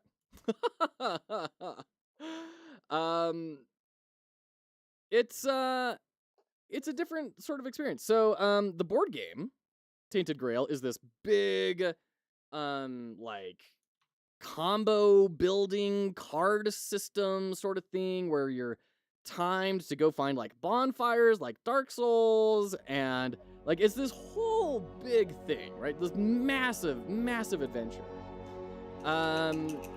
Tainted Grail, The Fall of Avalon is that board game studio, which, Awaken Realms. Awaken Realms is their name. After their millions and millions of dollars they've gotten on multiple Kickstarters.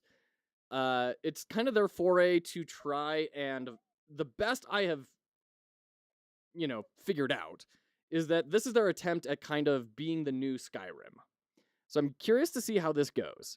Come on, OBS, can we update, please?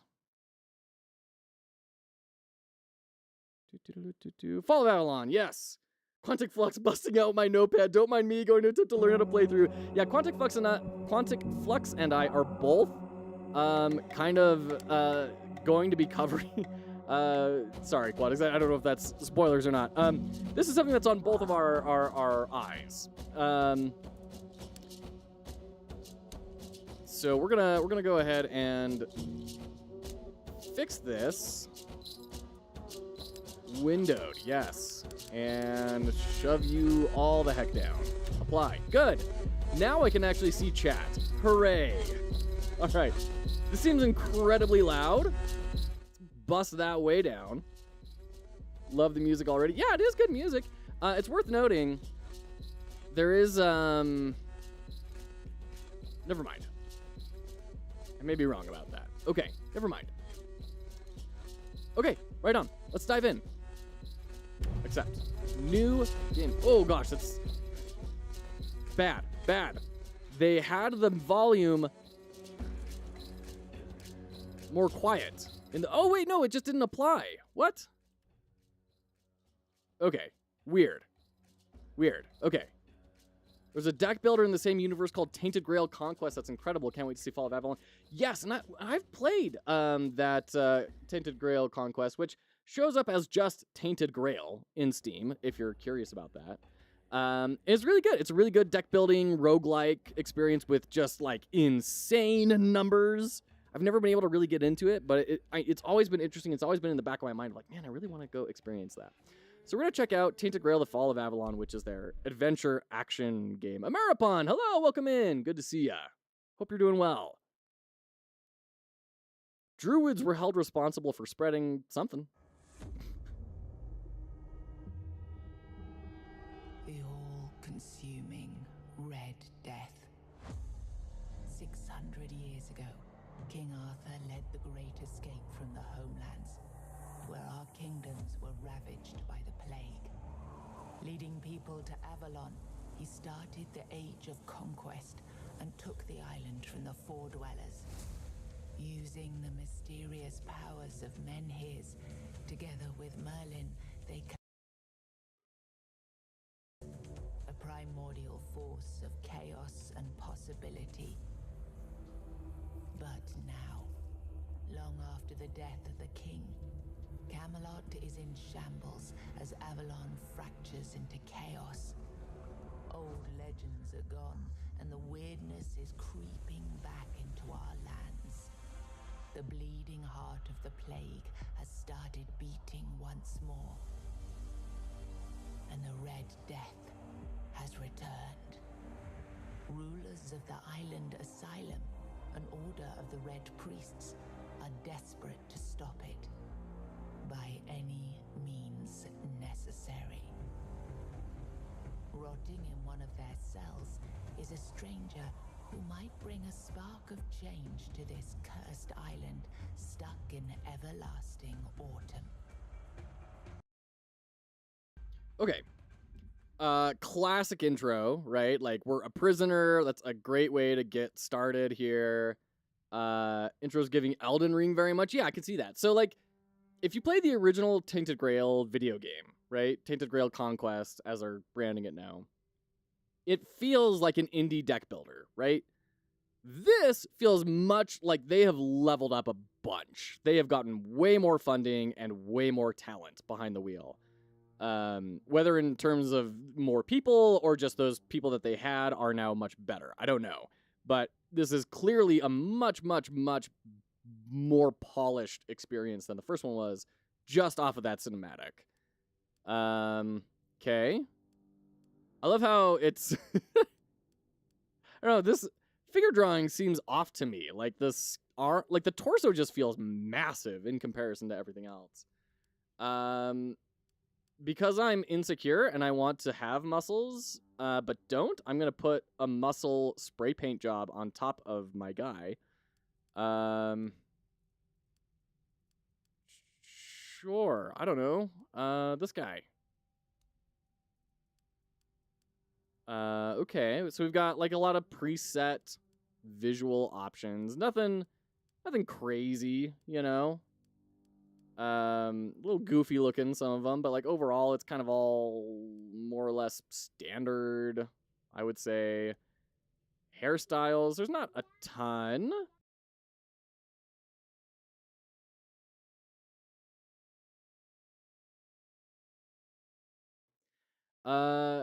If I remember correctly, they were originally supposed to be one game. They split Conquest off into its own thing. Really?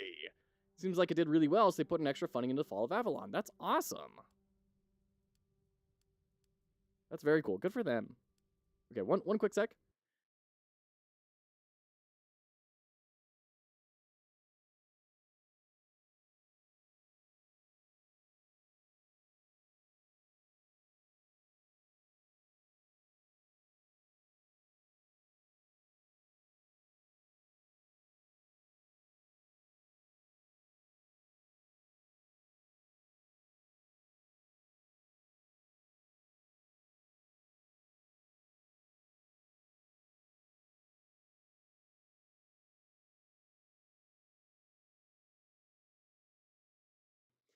Okay.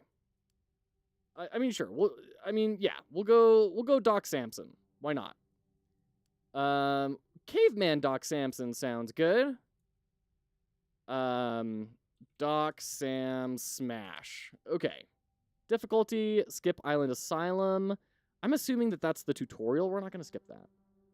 The character's name is Forbidden. Why? First off, why? Second off, what do you mean Forbidden? Is this online? I thought this was a single player game. What? What am I getting myself into? Okay. We'll just go with Jamson. Sure. Accept. Rise and shine. Rise and shine. Oh dear, now it is so quiet. And I hope this time you'll cooperate without me needing to. Yes, it's me again. I hope this time you'll cooperate without me needing to repeatedly hit you in the face. Okay, let me throw the audio back up again. Goodness gracious.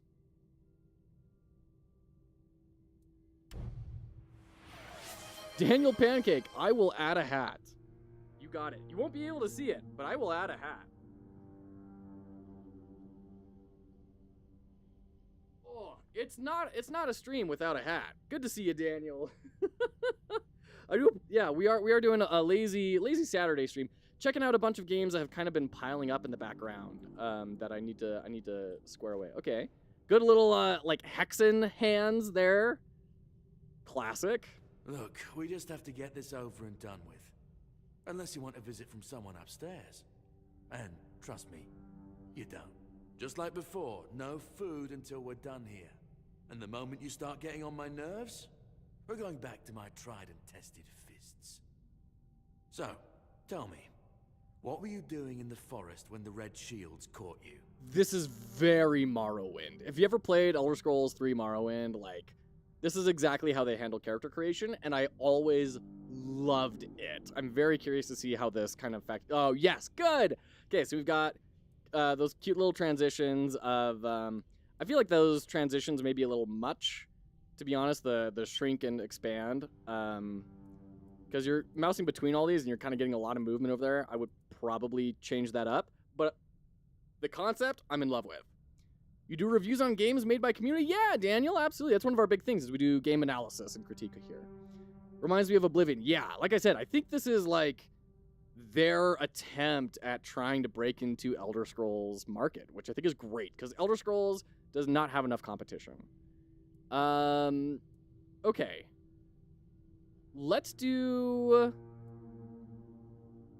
Yeah, I was looking for an ancient worship site, so we're going to get some bonuses to our one-handed weapon, light armor, magic, and alchemy. I like the idea of doing kind of like a spellblade thing. I'm always curious what that means. Stay silent. Does that mean that you just start like the depraved in Dark Souls or something? Yeah, you look like one of those half-starved. Oh, sorry. You know what? I don't have StreamerBot up and running. My bad. Let me pull that up, and then once StreamerBot is up and running, then the Discord will work. Okay. Let's try that again.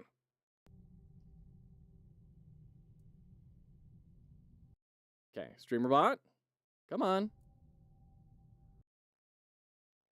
There we go. Got it. Easy. Easy peasy. Yeah. Thank you. And after we do this, we're going to get to Bear Like Lions game, SurvivalScape. I'm really excited about it. So we're going to play this for a little bit, and then we'll jump into SurvivalScape. Okay. Do I study healing magic? No, I do fireballs, man. Big talk, as always. Yeah, I've never seen you people do anything but fireworks and illusions. Not much use during a real fight, as is evident from you being in here rather than out there. Okay, fair. You know that what? was easier than I expected. Now, unfortunately, we'll have to stop. Yeah, I was about to say, this is for sure going to be like a big explosion or something, right? This guy's begging to be fireballed. Puzzling that these people won't bathe. You, I understand, you're literally rotting in this damned cell, but them, there's just no excuse for the stench. So that was pretty bloody. There they are, finally. I know, you have a million questions forming in your head, but they'll have to wait. One of these keys will open your cell. When you get out, head left. I'll scout ahead. Thank you. Oh, kind of an awkward turning animation there. Okay. The mysterious knight? Is that dude a knight? We can open our equipment. Okay, so this is our inventory. Loadouts. Oh, left hand, right hand. Okay. It's weird that right hand is on the left side. Like, I can maybe understand the design quandary there because, like, right hand is maybe the primary thing and then left hand is the secondary thing. So you want the primary thing up front, but then also it's on the wrong side. So we have Burning Ember, base damage, 12 to 16. Okay. Maybe it's because of the view of your character. Oh, I bet you're right, Quantic. Yeah, I bet you're right. That's hilarious. In which case, like, they need to have right hand and left hand over here. So that mapping is a little more clear. But I bet you're dead right. I bet that was the thought. Okay, so we're going to open it up. We're going to loot the body. Scroll wheel to take stuff. Or to look around. Okay. Take all. Don't mind me. I'm just... This body desperately needs to be covered up. I'm sorry. Wear our guard's outfit, and then left hand be the wooden club? Didn't I pick up a sword or something too? No rings, no amulets, no what? Capes? Is there a way to rotate my character? No. Autofill slots. Suitable items will fill these slots automatically with the most effective placed there by default. I'm not totally sure what this means. Do I, like, drag? No.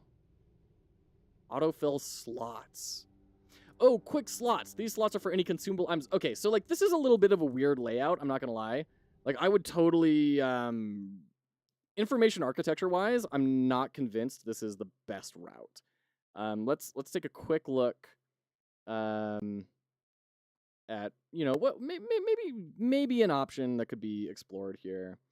If I take you off and you, then we can transition and then get rid of studio mode and Chrome needs to come back. Okay, there we go. Good. Okay, there we are. The ragdoll clipping, yeah. Okay. So, let's go explore this a little, right? Right now, what we have is our menu up top, which, like, makes sense to a certain degree, right? Especially in Western societies, we tend to associate top left with, like, most important and progressing down to bottom right. But the weird thing is, we have, like, our inventory here. So we're just going to kind of reverse wireframe this. We have our inventory, and then we have slots, which are like belt potion consumables and everything. We're just going to, change the color up a little bit so it's a little more obvious. It's a different block. And then we have, what? Loadouts. Oops. There we go. And then we have our character art.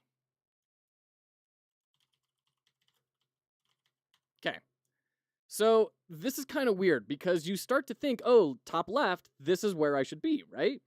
Seems like it has a Dark Souls-esque weight class that determines your stats as well. Oh, interesting. We need to check that out. I didn't even see that. Good call. So we initially start off over here and we start equipping things into our loadouts, right? We start putting on our fireball and our truncheon. We're like, okay, this seems to make sense. But then we have slots. And it's interrupting between our loadout and our inventory and especially our character art, right? So we're making modifications over here to loadouts and then stuff is happening over here. So this is kind of impacting this and it feels really, really, really weird. Maybe their logic was proximity to character model more important because you look at the character first. It could be. Could be. If that's the case though, like we're shoving all this stuff off, and I argue that this slots stuff feels really, really weird. Like that feels like it should not be there to me. And I'm kind of curious if we go back to the game. If I close this, where are my slots? Oh, we don't know yet. I was kind of hoping we would see like a potion bar at the bottom, you know, down here, because that's my bet as to what's going to happen. So like, if we were to kind of try to reorganize this, oops, here's kind of what I would do. And obviously this is all just critique, and critique is like, I don't know, maybe this is a good idea, and it's less of a I am better and they should listen to me, and more of a this is an observed problem. Let's explore ideas for like how we could improve and learn from this in our own games. So it's not meant in any sense of like this is bad, just because I mean every game has its own stuff, right? That they could probably improve on. No one has yet produced a perfect video game. It does not exist. And we can all learn from each other. So, here's what I would say. Let me lock this back layer. I'm a fan of equipment slots being in the shape... Oh, I'm not in the browser. Hold on. I'm a fan of equipment slots being in the shape of a person. Makes it easier to understand what goes there. In their example, I put slots on like a belt or something. I could see that. And this is also just an idea, right? And that's another thing to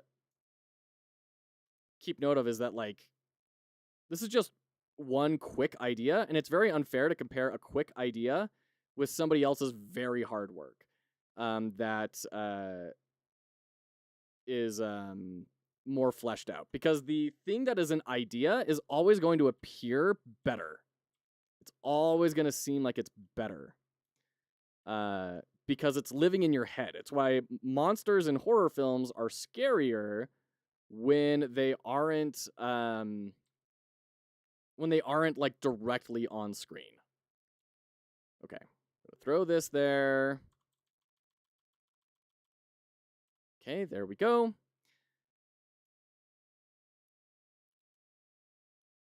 So we could do something like this, right? Where we have our loadouts and then our equipment. It's weird because loadouts, it's weapon loadouts. It's exclusively weapon loadouts, not armor loadouts. So you have like weapons and then armor, and I would kind of say like rename this so it's just weapons.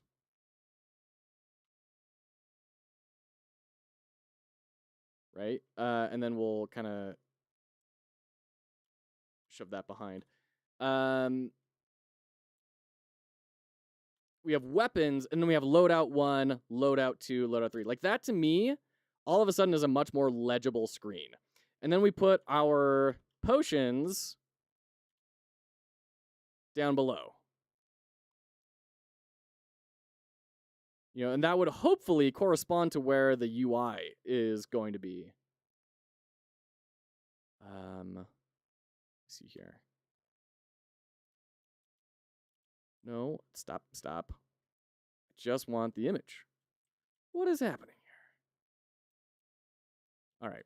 Well, you get the idea, right? So, like, we could do our... Oh, no. I'm not going to let myself do it, am I? Okay. There we go. You, and then mask. And then bring it over here, right? What? Okay.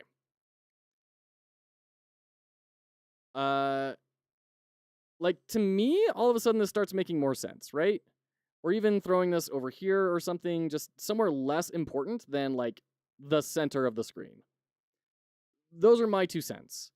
This is probably not the best way to do it. There are probably better ways to do it, but this is just an exploration of something.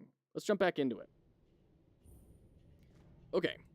Oh, that's right. And Quantic, you said there's, like, weight class. Oh, yeah, 48%. The weight of all armor parts combined will define various stats of your character. I'd like to, like, have a way to determine what it's impacting. Like, if I... Okay, right-click to unequip. That's good. So we're at light. What does light mean? Whoa, look at all this. This is a lot of progressive disclosure going on here. Okay.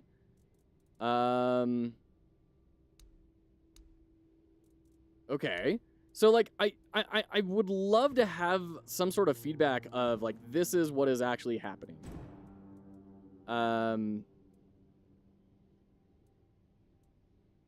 Also, I think I broke it.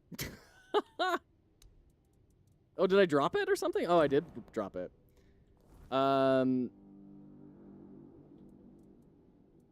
Did I drop it again? Oh, Beggar's Fair. That's fun.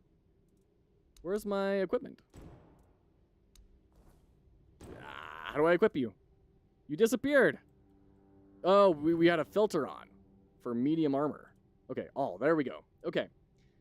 Cool. Lots of wasted space in the armor section of the UI. I think they should surround the character's paper doll and the equipment slots around it where it makes sense to put the equipment.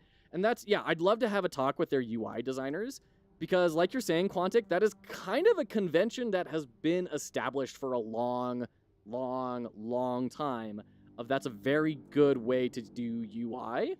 I'm really curious why they chose to deviate from that. Was it that they didn't know about it? Or is it that they felt that was not the right direction for their game? The 7 Commandments. Whoa, all right, that's cool. Neat. So lots of lore. Sure, we'll take it. Why not? So this is very, very Skyrim. You can take the buckets. So you can load up just in case, you know, you need all those buckets for the bucket dungeon later on. For some reason, I can't open this jail cell with my key, but I can open others. I'm curious why that is. All right. So we got the blood trail kind of leading us in the right direction. Okay, cool. Requires guard's key. We don't have that. Oh, we have shift to sprint. Okay. Light attack. Oh, heavy attack for my fireball. Right click is for my truncheon, which is in my left hand. Just once again, this is a little awkward. Oh, perfect. Yeah. Of course, there's shenanigans going on in the guardhouse. Menhir figure. Okay. Ale. All right. Oh, there's the guard's key. Cool. All right. So we are kind of getting rewarded for exploring different routes. Cooking for the resistant. Oh. Of course, more pinups. Yeah. With the guards. Sure. Just pinups everywhere. Bro, you need to... Well, I mean, you can't get a life now. But you should have gotten a life before all this. This is outrageous. Based on the weight system for your armor, I wonder if equipment modifies your stats in the same way. The weight system for your armor. I mean, it definitely affects the stats, right? I just don't know what it's affecting. Like, what does being at medium mean? What does medium versus light tell me? And right now, it's kind of nothing. Someone broke the lock. All right, fair enough.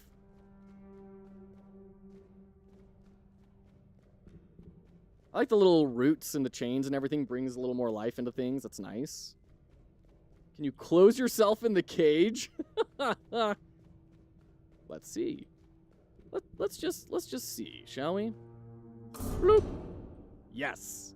The answer is yes. And we're in ads. So we're going to wait right here until the ads are done. Yeah, so I mean, that's my question, right? Is like, there's a lack of mapping, in my opinion, between the things that you are doing in your inventory and where they are affecting the game world. and vice versa, right? Because like medium, I need to I desperately want to be able to like hover over medium and see what this is affecting, or have stats here instead of potions or something, so I can see, oh, when I go to medium, this affects things this way. Because when I unequip this, I just get light 26%, green, good. What does that mean? I mean, I'm assuming green is good, but what else is about it? Be helpful to see on the screen what exactly your armor weight means. Yeah. Okay. Can we open this now? Oh, we have lockpicks. Difficulty, very easy. We've got our dagger. Okay. Okay. So this is kind of a standard lockpick game. Get the lockpick in the right position, and then you can rotate the dagger. Bone meal. That sounds like it's going to be important for reasons. Oh, this is a dude that died from the plague, and they were trying to treat it. And he's turning into, like, a rage zombie or something. Okay. Fully catatonic. Does not move. Okay. Are you not dead? Oh, you're a corpse. Okay. What's going on with your head, bro? These are for sure going to be zombies later on in the game, right? Like, these guys are going to stand up and start chasing me. Okay, so assorted crazy poems from Crazy Man. Definitely got to take all the herbs. Got to craft later on. Right on. Cool. So I like that I'm feeling very rewarded for having explored, which is like the whole crux of a game like Skyrim and Oblivion and everything, right? It's all about exploration, and for some reason, jars shattered with hearts on the ground. Okay. And that's the only thing in this entire bloody room. Great. That's not me swearing, that's me just saying what it was. And we got the guard's key right on the other dude, so now we can go and pilfer all their goods. Swap hats. You got it. Hats are being swapped. Done. Oh, we can get some like nice little, some nice clothes. I'll take some clothes. Sure. Venison, pork, and beef. Oh my. 10 lockpicks and an old letter. My dear Martin, I finally arrived at the island asylum and have received my preliminary medical examination. Father Vaughn said that my symptoms point to the very early stages of the Red Death and that I did very well to come here of my own will. He promised to do everything in his power to help me and to make sure our son, I write son because I can feel with each heartbeat that it's a him. Oh dear. Yeah, this is an old writing trick. Like, if you want the audience to feel bad about something, have like a puppy get kicked or a child come into danger or something, and it's like easy, right? I like the opportunity of imagining whatever hat I want it to be. Good. I know you had doubts about me coming here, but I really am of good cheer. I'll keep you up to date on my progress. I hope to see you soon. I love you and miss you very much. Forever yours, Katrin. I'm thinking of the name Llewellyn. I knew a Llewellyn. How do you like it? Okay. Well, that's tremendously sad. Oh, it's a quest. That's a full-on quest. The husband of one of the Red Priest's victims must be wondering what happened to her. Yeesh. Okay. I will say, thematically, it feels a little weird that I'm, like, going around and sneaking all this when I should be desperately trying to escape, but, you know, whatever. It's maybe out of line with, like, the narrative, but it's very in line with the mechanics of the genre. And that's kind of the more important thing. Okay. Good. Okay. Great. Kick puppies. Gotcha. Yeah. Yeah. What did I say? Fireball. That did not do a lot.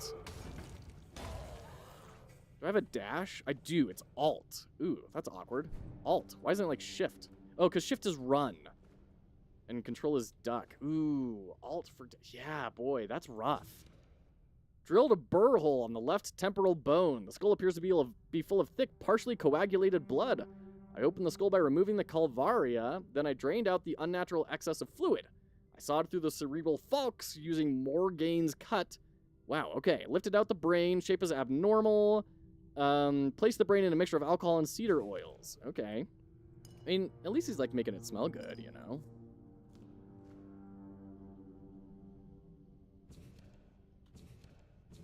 Okay, these are all the same things. Amputation knife. That sounds like something my Spellblade would prefer. Does it have a weight on it? It does. It's much lower in weight, and much lower in damage. But that's okay. Is it going to swing faster? Kinda-ish. Not really. Ew! Yucky. Yeah, that's no good. There's a skull growing out of the back of that man's head. That's not what you want. So the zombie had no brain but was still animated. I mean, maybe. I mean, if we run over to him, like, definitely does not look like that dude had his brain removed, but it could be just a lack of... Oh my gosh, look at that. That dude is vomiting a tentacle. Yeesh.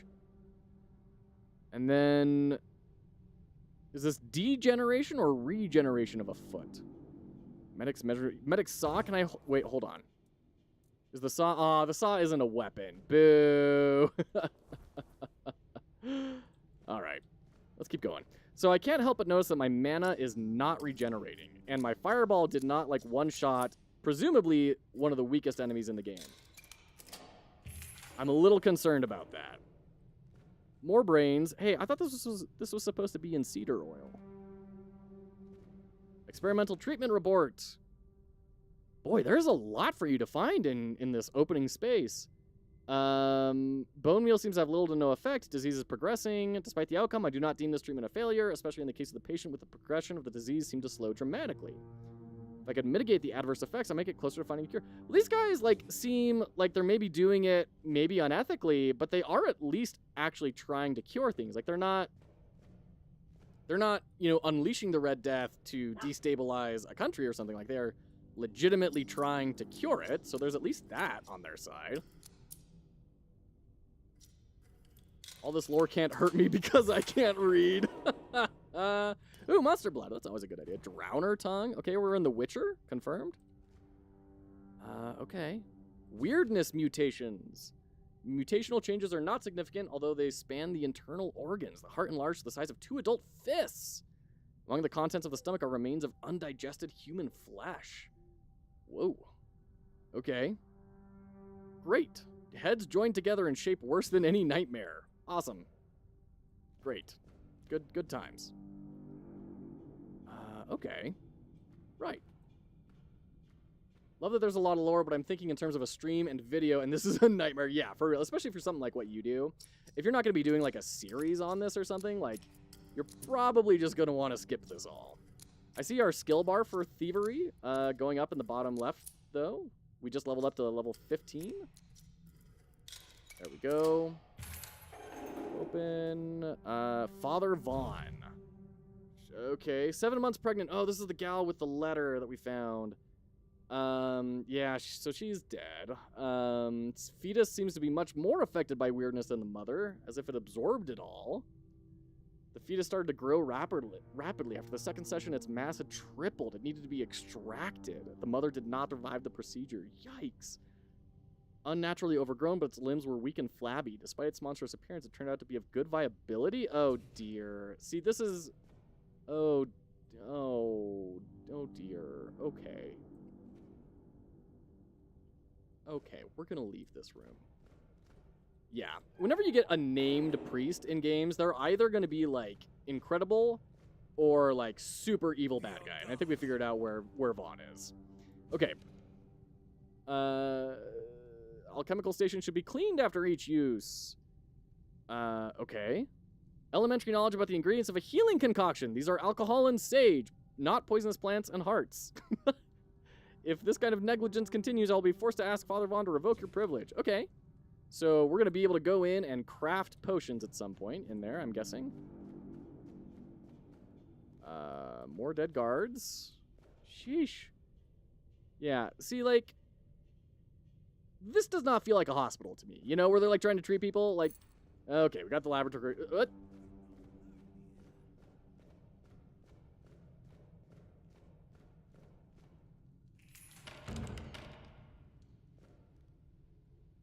Don't mind me. Yeah, you're definitely a bad guy. Yeah! Oh, dear. I don't have enough mana. Oh, dear. My wounds make me stronger. Do they, though? Do they? Okay, great. Well, we just murdered that man. That's a red priest robe. That feels a little more appropriate to me. Let's go for the red priest robes. And he just had bandages on, so we'll ignore that. And the red priest cowl. Okay, good. Yeah, we're off to a good start here. Oh, venison heals 7 health over 10 seconds. How's the combat feel? About the same as Oblivion's, to be honest. The same as Elder Scrolls. It's kind of like a single attack that you just kind of... You can, like, charge it up, it seems. Like, I'm holding in right-click right now and then let go, and it swings. I'm curious how that's going to grow over time. Like, I don't know if this is just a, you know, baby's first weapon type sort of thing. But my weapon is following the same arc that the truncheon had, which is a little disconcerting. All right, let's make some potions. Hooray!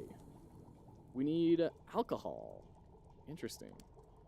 Okay, so there's reasons to pick up alcohol and stuff. Encyclical of the Second Pope. There you go. Hot goo. I mean, why wouldn't we want that?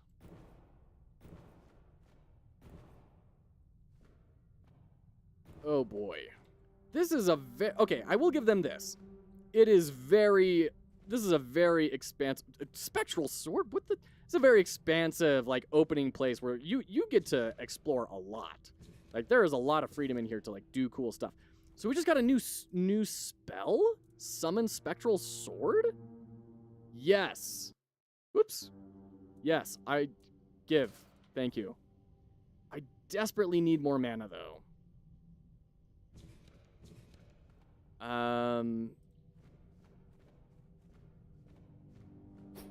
I really need more mana. How do I get more mana? Okay, we level up our sneak.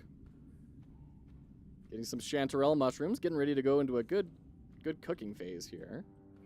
Maybe there's some morels we can find. Make a nice pasta or something.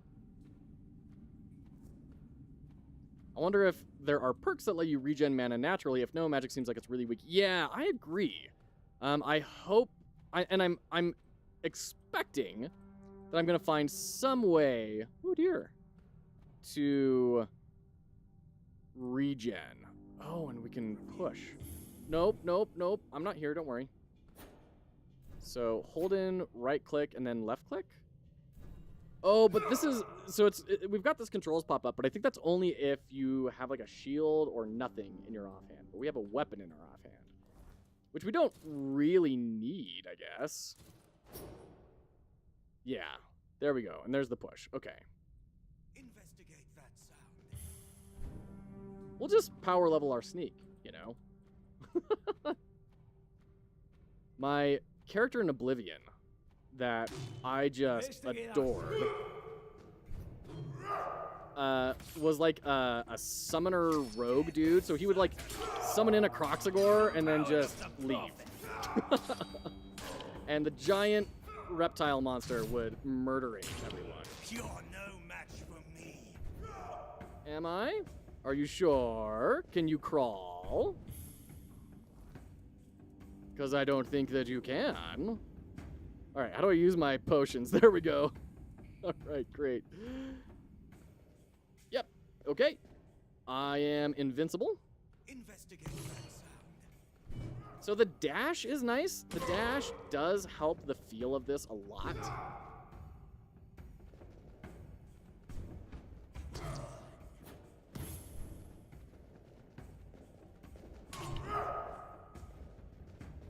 Resolve is unshaken. Combat seems pretty deadly for a tutorial area. Well, I also think I'm doing things like way out of order, possibly. My resolve is unshaken. It does feel like charging is a whole lot better than trying to spam. I don't know. Maybe I'm wrong on that. I should, like, experiment with that. Oh, we got an actual dagger. That's good. Okay, I don't think we want anything else from these guys. Coins, yes. Let's get the dagger in. So that's what, 10 to 11. I like that it's got the green numbers, and we've got the comparison view built in. That's good. Okay, let's drink a health potion.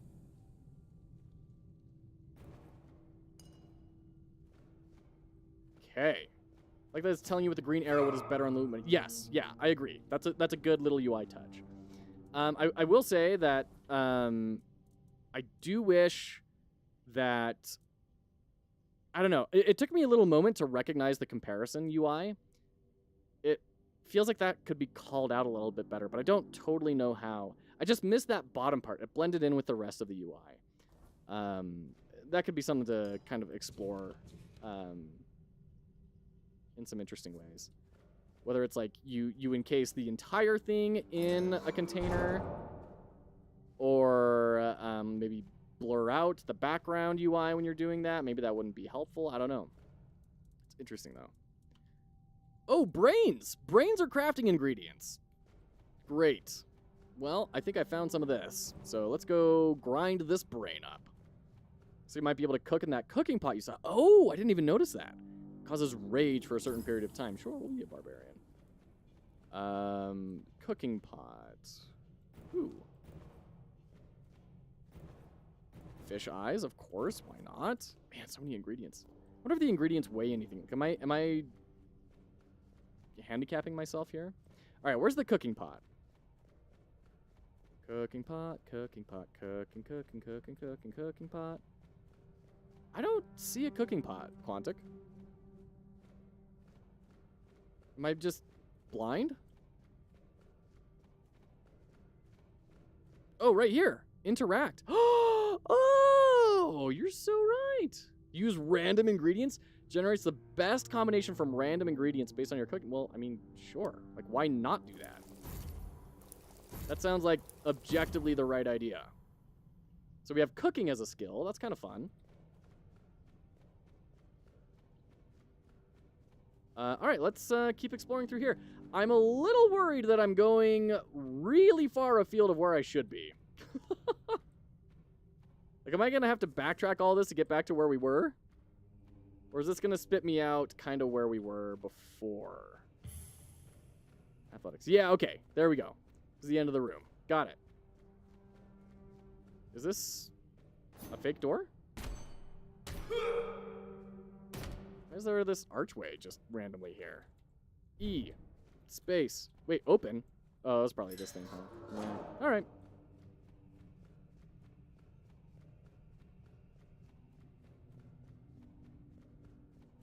Hi! I murdered a lot of people, and I'm pretty sure you have as well. We good? You took your sweet time, eh? But I understand. I did too when I was leaving this place for the first time. Daniel You have Pancake! to admit, Since the no Red hydration Priests are routine, I quite learned a new way. You got resourceful it. when it comes to death and dying. There we go. Thank you, Daniel. Yeah, who are Great you? question, truly. But in case you haven't noticed, we're still within the walls of the island asylum. When we're out, then we'll talk. I'm told this path leads to the beach. I don't know how, but if it's true, then I'll wait there for you until dusk. Good luck. Okay. Definitely gotta grab the chanterelles. Is that a shovel? Gotta take the shovel, come on. Oh, it's not a weapon though? Boo. I'm curious if, like, dual wielding the same weapon type will affect the... Oh, it does affect it. Oh, look at that. Okay. Does scroll wheel... Or, like, I want to know how to get to my different loadouts. And it looks like it is, in fact, number keys. Quick use wheel. Okay. Queen Anne, how's it going? It's going very well. We are playing Tainted Grail, Fall of Avalon. We're doing the Spotlight Saturday where before we played Chill Seekers with the developer. And that was a great little puzzle game about penguins sliding around and trying to avoid seals. Now we're going through Tainted Grail, Fall of Avalon, which seems to be like this kind of double I type sort of game that's hoping to fill the void left by, like, Skyrim. But in an Arthurian post-apocalyptic sort of setting. If Tainted Grail sounds familiar to you, you probably play a lot of board games. They're very popular. Awakened Realms. They have really, really, really massive multi-million-dollar Kickstarters. Are you alive? Tainted Red Priest. Slash, slash, slash, slash, slash. Okay. blocking. What does blocking do for me? So we still take damage, just less of it. Okay. Fair. Brother Terrell's diary. Poor brother Jer fell into the abyss. I'm sure Kai will take care of his unfortunate soul. Some unknown force blocking the passage. I can see the outline of the bridge, so it should be able to cross it. Yet when brother Jer, maybe Kai watch over his soul through rocks in that direction, there seemed to be nothing in there but air. Good for him. That's smart. There must be a way. There must be some mechanism or spell we've yet to discover. I can't give up now. I will be the first person to cross that bridge, even if it kills me. I got bad news for you, friend. Okay.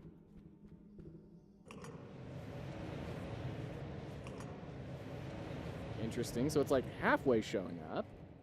Did you already play a game with its dev, or is that coming up? This certainly looks cool so far. We did play. Yeah, we played Chill Seekers, the penguin puzzle game. And it was a lot of fun. We got through a lot of puzzles, and it was a good time.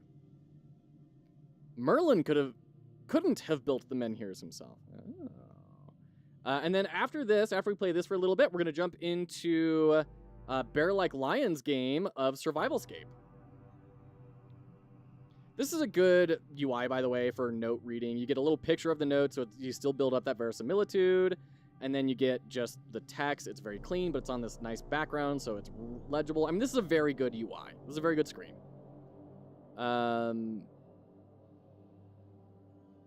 Okay. Cool. So we're just over here. Great.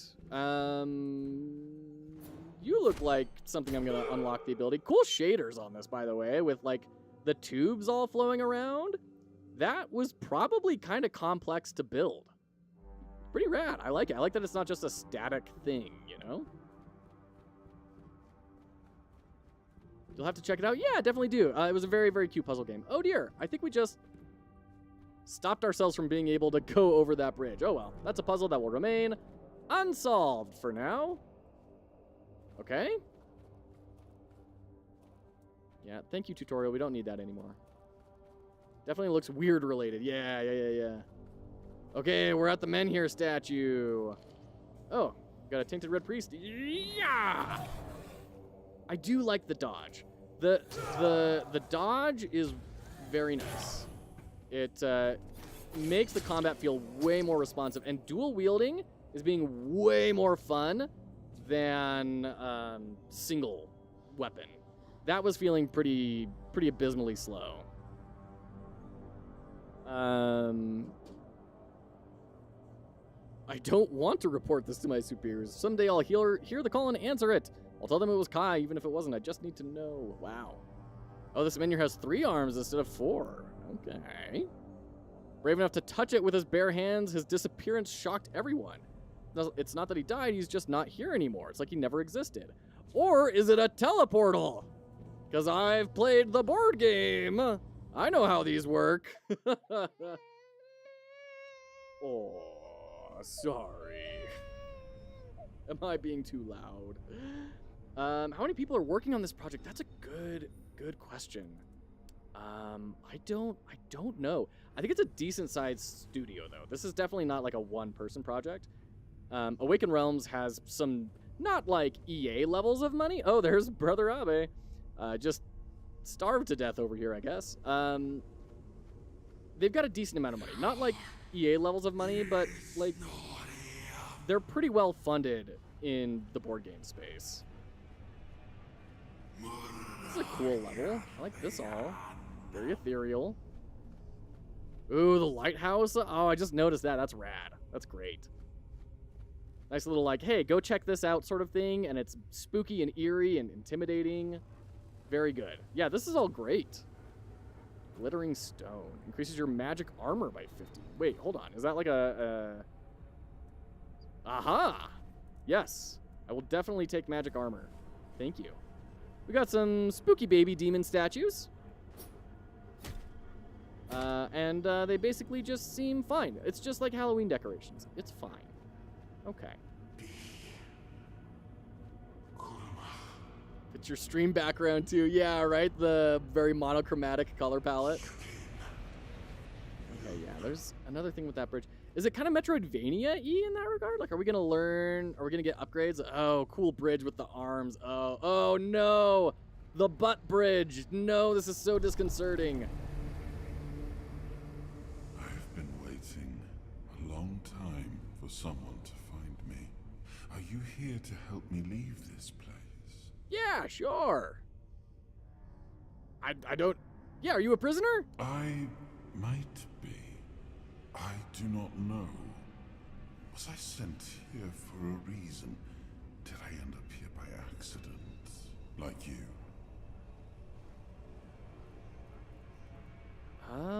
Why do you want to leave? I've been here for what seems like an eternity. I feel I am getting restless. Why are you here? Why are you here? It's kind of weird I can't, like, exit the conversation yet. I've been transported here by a morbid statue. A man here. That would explain the weirdness surrounding us. Yeah, Quantic, right? I mean, this is definitely like, maybe this guy was in prison for a good reason. Also, the world's already gone through an apocalypse, though, so, like, how worse can it get? I wish I could answer. I cannot remember. Good voice acting, I know though. I am not complete. It's a little slow, but it's I good. remember I once knew who I was at some point, but I do not anymore. I just am. I do not know. I think it is some kind of prison deep in the weirdness. You are looking for a way out yourself. I think we might be able to help one another with that. I shall do something now. But trust me, the discomfort will be worth the outcome. That's the sort of thing a bad guy would kind of say. Like, listen, I'm gonna make things pretty unpleasant, but it'll be worth it. All right, temporal hold unlocked. Oh, temporal hold. So are we gonna be able to, like, do this now? What did you do? What did you do to me? Oh, hey, it is working. So there was no way for me to really know that this had happened other than to just go and try it. So there definitely needed to be some signifier of like, hey, maybe you can do this now. Wonder why all prisoners stuck by eternity are so calm. The jaunt by Stephen King tells otherwise. Can we do air dashing? No, no air dash. I don't want to take it. It's a broadsword. That's kind of anti my character. Parrying is one of the most useful skills in combat. Oh, it allows you to avoid all damage and greatly reduce the enemy's stamina. When enemy stamina is depleted, they become staggered to perform a successful parry. So it's you don't get hurt and you knock off their stamina. Okay, got it. Okay, right before the enemy reaches you. Can I go back to my? Can I? I want to parry with the daggers. I want to see if that's available. Okay. Oops. Yep. Okay, you can parry with the daggers, and we got the stagger, and then we go ham. Great. So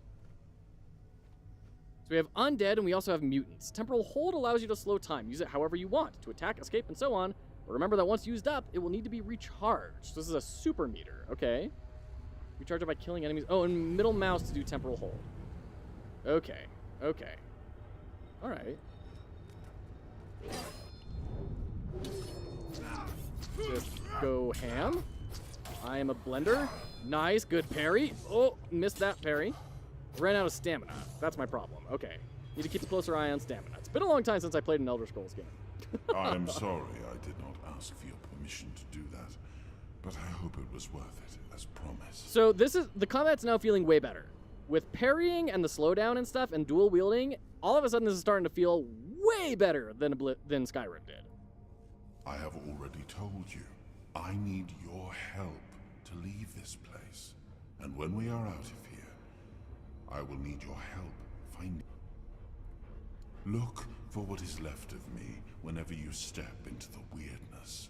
I know your kind tends. I will try to help as much as I can, but I need you to hold up your end. Forgive me. I am not giving you a choice. Said every good guy but ever. I still promise the reward. Having me as your companion on this island will be worth more than any illusion of free will you may have wished to choose. So this is like Eldritch God Navi, is what we've found here. Okay. The Four Dweller's soul asked me to find more of its pieces. Okay. Congrats, you've got a warlock patron! Oh, shoot. Okay, is there hidden stuff around here? Well, while we're in ads, let's just do the pointless exploration and see if there's anything here. Okay. That's pretty barren. Welcome back, everyone. Yeah, so Quantic, worried about the combat towards the beginning, but the combat seems much cooler now. I completely agree. I'm pretty in it now. Cool particle effects as well. That's pretty intensive. That's a lot of particles. That's pretty impressive. Yeah, I'm quite interested in the game moving forward. They're progressing the mechanics in interesting ways, and I like that. I almost wonder if they need to like not have the introduction that they have that's so explorable, so that you get to the more fun things more quickly. Because boy, is it like a whole different world, even just a little bit later. I almost feel like they should be shoving your face in that instead of letting you explore. What is all this? This is pretty cool. This is pretty cool. All right, hold on. I need to send a quick message.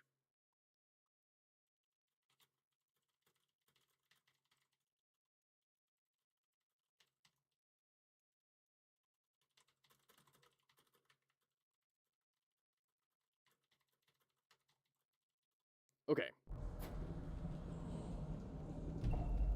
Hey, kiddo. Oh, it's right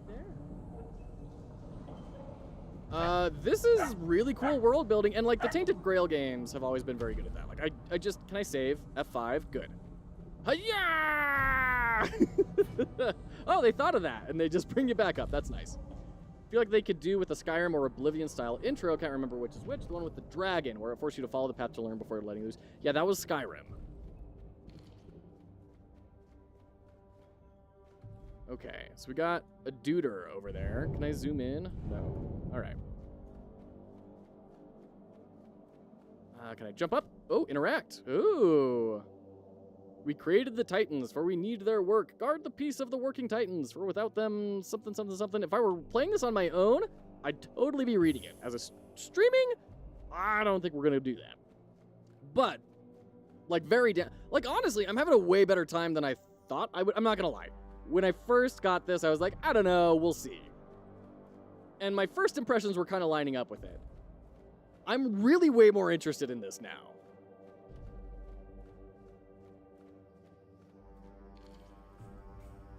Oh, this is a bad guy. Oh dear, you have spells. You're what I want to be when I grow up. All right, we gotta get this stamina. Up.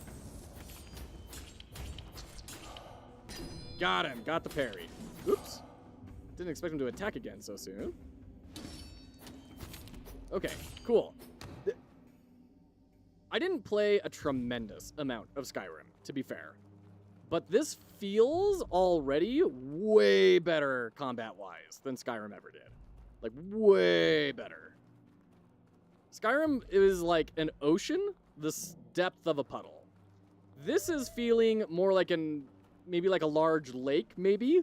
I haven't gotten to the overworld yet. But that's kind of what I would expect. A large lake that's like swimmable, you know? Is kind of what I'm expecting out of the game now. Which is great. Prison section was a bit dull, I won't lie. Definitely got much more invested once the Eldritch Horror invaded your body. Yes, 100%. Are these you friend or foe? Hi, friends. Oh, it's our friendo. Okay. There he is. Now that we're all here, meet your new comrades, Conquer and Syria. Get some rest, Conquer? people, and prepare for the journey. We're leaving at dusk. Have you had a bad fur day, Conquer? Not so fast, brother. If you wish. But since we're all here and we have some time to kill, it would be nice if you've helped us leave our I'm going to kind of skip through the cages. dialogue because I'm on a bit of a time limit with it being Saturday. To show some damn, I need you to... You're Kill King Arthur. Okay. Arthur, that has already been dead for 600 years. King Arthur. Precisely. Is he But undead he's now? dead. You probably wouldn't have heard about it among the tribe's little picked, but every single time things go down the shitter on this island, a bunch of cowards in Camelot bring our once and future king back from the dead. So they just have like a It's scroll of happened before. resurrection, It will happen again. and they just like and soon. speed What dial a King load of- Arthur in the afterlife and bring him back. Fine. Have it your way. Let's say I believe you. You can't. He believes that. I wish I knew why I was ordered to now get some... Okay, so sorry, we're gonna skip through a lot of this. Sorry, it's a lot of story, and I'd love to experience it, but I am on a time limit. Makes you feel kind of bad for King Arthur, right? Like, oh, I'm getting to just like rest for a little bit. Oh boy, it's tax season again. They're calling me back. All right. Okay. Okay. I think we're gonna do a little bit more in Tainted Grail. I want to see just a little bit more of this world, and then we'll dive into Soul Survivors. You guys only want to hang when there's world-ending disasters. It's like the responsible sibling. You know, that everyone calls when they need money or something. Dude, these red priests are just getting obliterated. My goodness. Well, that was a new quest. Jeez. Yeah, like I genuinely think I'm going to start playing this on the Steam Deck in my downtime. I think this is going to be a really good Steam Deck game that I'm really looking forward to be frank. Oh, wait. Worn out leather pants. Yes. Give me your pants. Oh, but it's going to weigh more. Nah. Do we have a map? No, we just have these quests.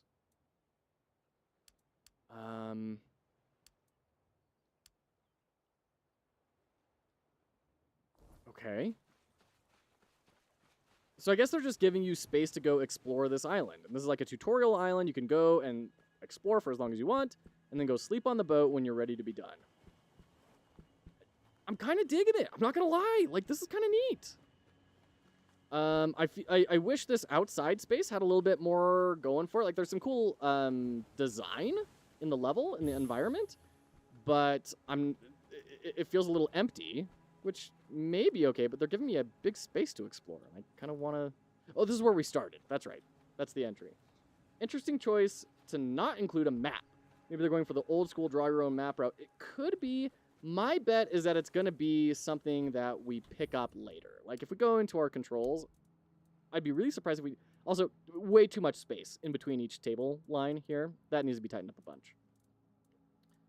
Map. Right there. Map. Yeah. So we just haven't unlocked it yet. You okay? I guess no. Okay, lots of alchemical stuff. Feels weird that there's this really cool thing and then nothing to do with it, you know? I'm gonna talk with an upper inflection at the end of every sentence because I'm kind of confused. Some moonshine in a chair. That feels very Elden Ring. Let's go over here, check the back. This is the equivalent of like checking behind the waterfall. Okay, I think this is kind of just hooking back to where we've explored. I think that's the fisherman that we found and stole his pants. Let's keep going here. I think we're going to go to the boat now and rest up. I lean towards not enjoying a map. It can be a pretty bold design choice. Maybe it's something on purpose. Could be. I mean, I'm sure that they didn't want you to have a map right now on purpose. Absolutely. I'll 100% agree with that. Whoa, Hermit's Diary. That's a whole new quest? I don't know. What did I just pick? It's kind of annoying when I'm picking stuff up and it doesn't read it for me. Like, I want to read it. Okay. Was able to live out my days in relative peace, even though it's been lonely here. I will miss my cozy cave. My instinct tells me this will be my last entry. My guts tell me that I will soon join my brothers. My heart tells me that they will consider my diversion a great plan. The last of the famous druidic pranks on this sorry island. It was worth it. What? Wow. So are druids, like, outlawed? You lived here for 5 years? All right. Sure. I'll just steal your 5-year-old alchemical ingredients. They're probably good, right? Anything over here? Aha! I feel clever. I found a route, which looks like we could have just gone there in the first place. All right. Depends on how big the game is. If the map exists but doesn't have 100 glowing waypoints, I'm happy. What, you're not a fan of Far Cry, Queen Anne? I like the quality of life around item colors. Orange seems to be quest-related. Blue seems to be slot items. Oh, is blue slot items? So we've got those, but then we also have, like, our jewelry, which is blue. But yeah, no equipment seems to be blue yet. Based on what little lore I've seen, it seems like druids had some responsibility in unleashing the weirdness on the world. All right, well, let's head out. We'll do one more quick thing after heading out, and then we'll jump into Soul Survivors. Bear Like Lions game. I've actually been wanting to check out Bear Like Lions game for a little bit. I do not care for Far Cry.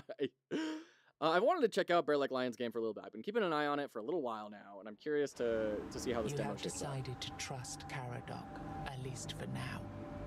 You have embarked on your journey towards the horns of the south.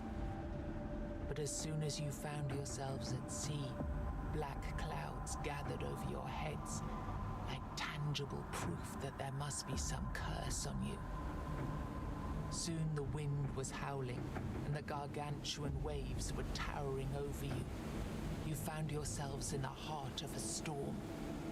The only thing you remember is the deafening roar of cracking wood, and then darkness. You open your eyes. You are alive. Okay. Oh, look at that. The classic giant things in a mountain. Level up. Ooh, this is what I'm excited to see this. What are the level ups like? So we can level up our stats. And then can we also spend our points in this? We have 1 point in stats and 1 point in talents, I guess. These icons are a little esoteric. Like, I can imagine this is going to be like health. And this is going to be maybe strength. Heavy weapons, yeah. And this is speed, like dashing and everything. And then this is mana, maybe? Okay, maybe? And then these two, I got no clue. Spellcasting of different types? Arrow retrieval. Professional gourmet. Okay, so this is like miscellaneous? And then what's this? Damage against monsters by 20%. Just generically? What? It sounds ridiculous.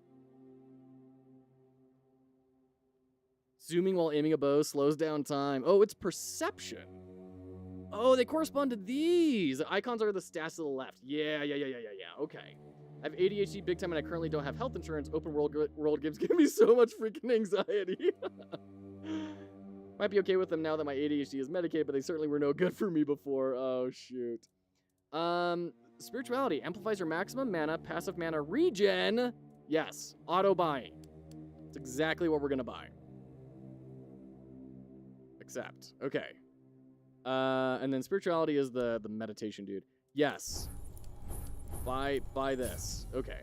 It's weird that, like, we had a spinner load up over here, but not on top of the icon, on top of the ability. Like, definitely tighten that up. There were some other weird interactions in here. Honestly, I would probably want to make this progressive disclosure instead of sliding everything down, because bouncing between these just feels so awkward, is have it be a fly-out menu on the side. I know it's going to cover up the talents, but, like, I have to imagine it's going to feel better. Okay. Cool. So we have passive mana regen now. Kaloo-Kalay. I can use abilities. You're not a fan of the movement the stats are doing either. I'm glad I'm not alone there.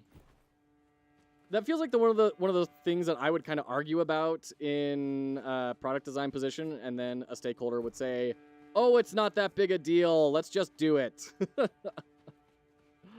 Sealed letter from Caradoc and Wolf's Call. You got a what? And a kilt? What? Who are you? What all did you have? Bag. These two icons are the same as well, which should probably be differentiated. Readable. Can I read it? Okay.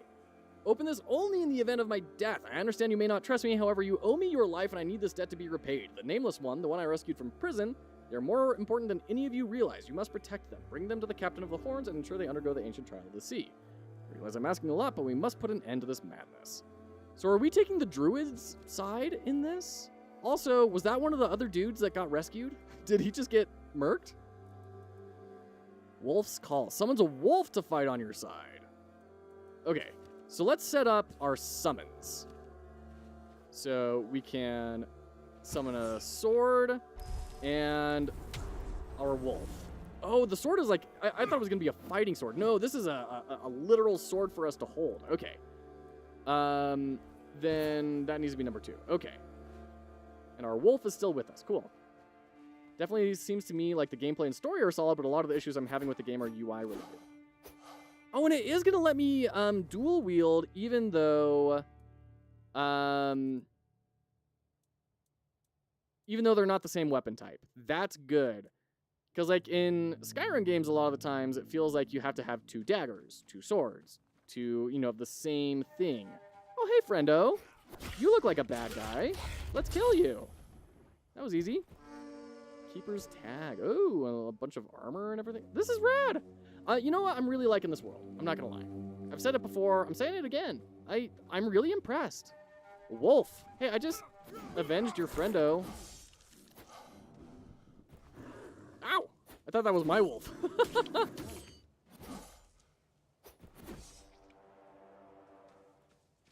Yeah, I think the UI could use some tuning up. It overall looks really good, but like, to me it feels like that's why we have the shovel. Okay. It feels like an artist was in charge of the UI, and I could be dead wrong about that. Like, I could be completely wrong about this. But it kind of feels like an artist got put in charge of the UI, because it looks really good, but the interactions are not quite as tight as they could be. And especially, the inventory screen, like, they just don't seem to follow conventions, and I can't fathom why. All right, we're going to clear this undead out, and then we'll call it for the day.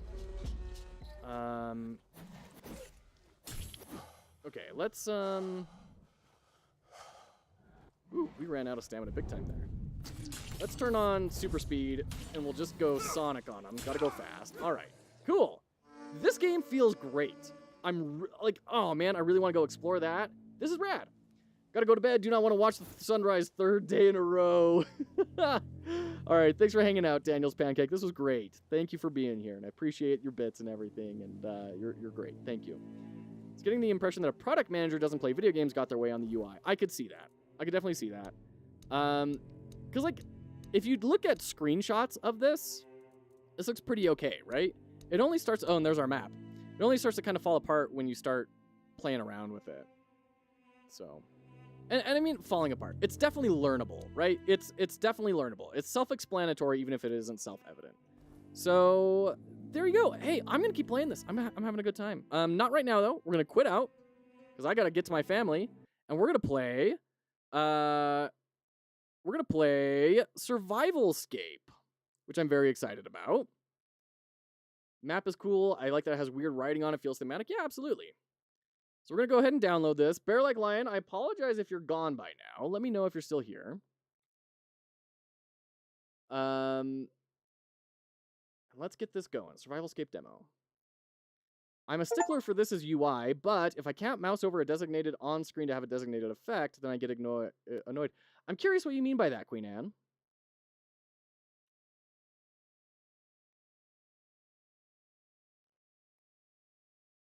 Okay. Let me change up our game capture here. SurvivalScape, there we go. This is a work in progress. Wow, I don't know how to, like, this is so visually noisy. There's so much text, and it's, like, huge gaps between all this. Like, you gotta align all these to be closer together.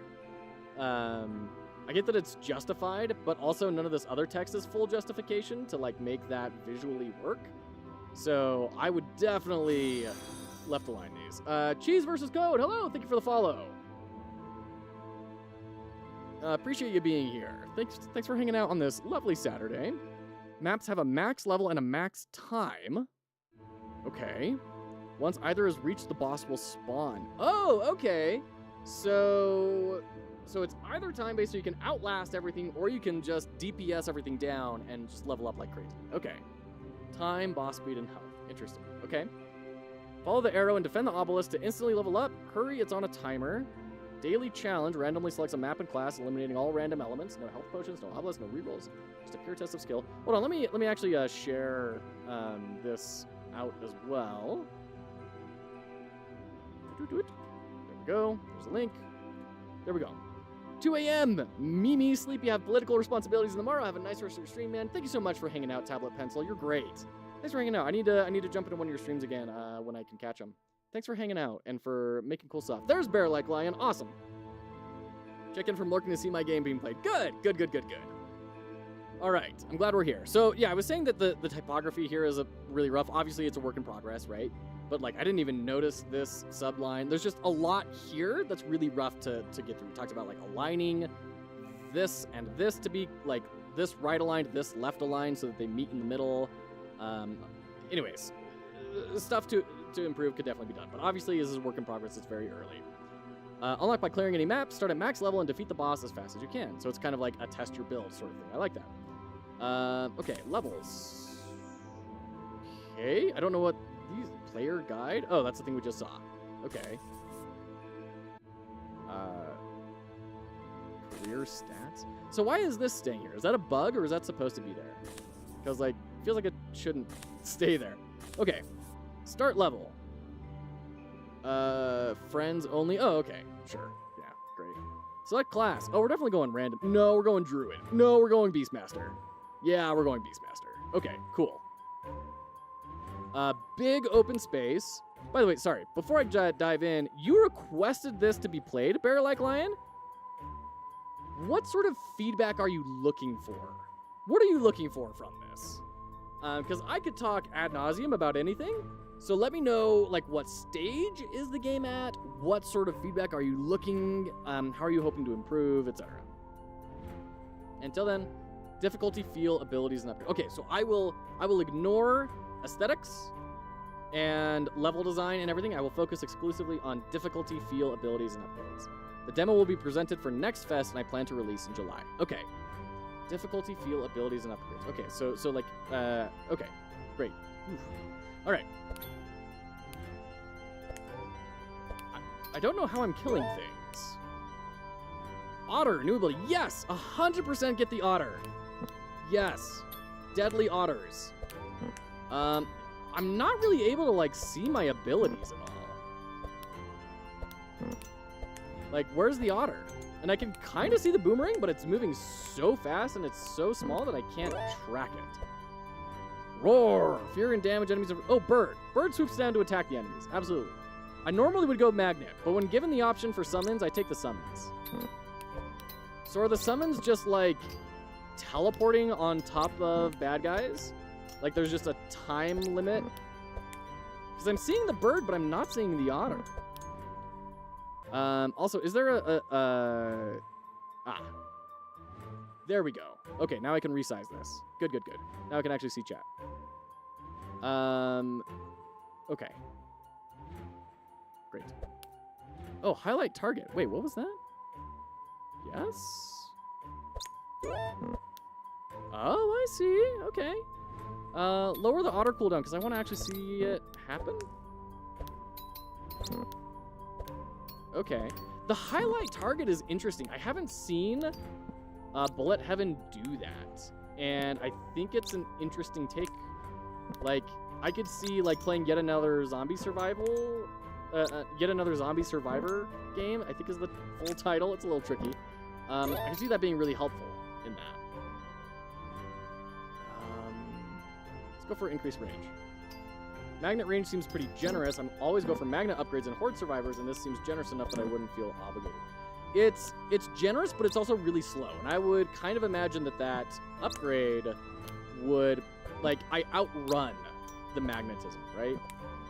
I would expect the magnet upgrade to make that not happen so much, right? Magnetized crystals to always come to you. Wait, like just forever globally? Like there's no like increased radius by like 20% or something. It's just like straight up crystals magnetized towards you forever? Okay. That seems pretty good. Okay, so it's not a global radius, but they won't give up if I, like they won't leash. That's cool. Okay. Interesting. So it's expanding in radius. I don't know if that's like I have to keep dudes out of the radius. Okay, all right. Piercing. Yeah, that sounds good. And projectile and weapon scale. Sure. So, oh, there's the otter. I found him. That dude was not showing up before. Was that a bug? Because that otter was definitely like not doing that before. Unless he was so small that I couldn't see. No, I wasn't even hearing the sound effect, though. He was just tiny at 1.0 scale, but I couldn't hear him either. Definitely going for Wolfpack. Whoa, we got a shotgun wolves. Okay.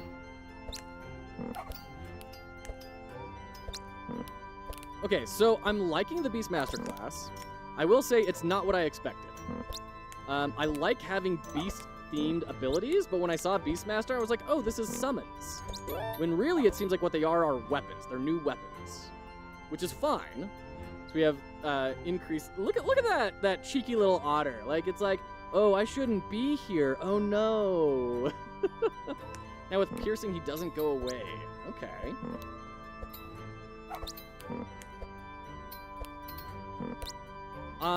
So I'm starting to pay attention to the UI now. I see my health, and I see the level up % down at the bottom. I don't know what the top has got to be like, time until the boss shows up, right? It's time and level amount progressed. Okay. So at level 21, the boss will show up. Oh, 20% cooldown reduction for Otter? Heck yeah.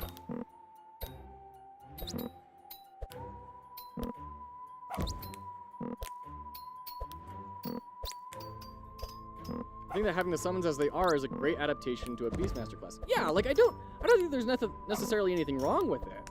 Like I think it's really cool and they're neatly themed abilities. It's just different from what I was expecting.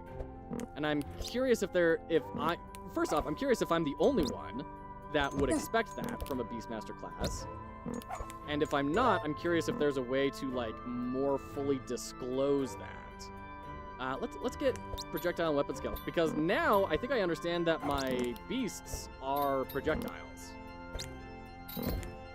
Which that's kind of like a weird mental mapping, right? My beasts are projectiles. That's like, are you hurling squirrels at people? And you're like, well, I mean, yeah, like kinda, yeah. Only took me hours, but it's actually really simple to add achievements to Steam. Oh, wonderful, Off-Grid. That's great. Congrats. Yeah, that's huge. Way to go. Ooh, tier 4 upgrade. So is this rarity based, or is it like a ladder that I'm climbing? So if I get this, the next time I get auto cooldown, it will be tier 5. That's kind of what it seems like it is. It's not like luck based, it's based on how high up in the skill tree have you climbed. It's a ladder. Okay, got it. Now I get to draw fun icons. Nice, Off-Grid. That's awesome. Is this for Loincam or Off-Grid Life? Yeah, the Technicolor arrow feels a little bit rough. Oh, and we're in ads. Let me pause. Loincam. Very cool, Off-Grid. Very exciting. Very exciting.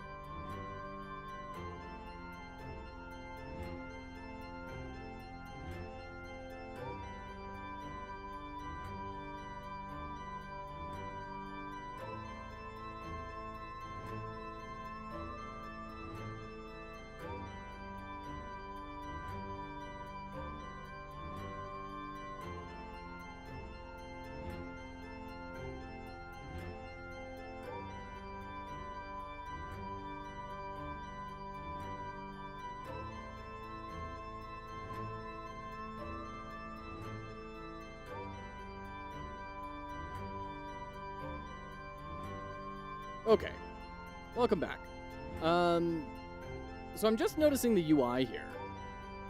Also, it looks like my game capture is maybe off. Hold on. What's going on? Sorry. Need to amend this. There we go. No black bars. No. No black bars. There we go. Okay. I'm noticing in the UI for the first time, like my little guy's got a troll face. We've got these numbers over here. I'm assuming these are cooldown numbers, and that's why Otter is like low and purple. That's like the tier that it's at. I think there needs to be a lot of...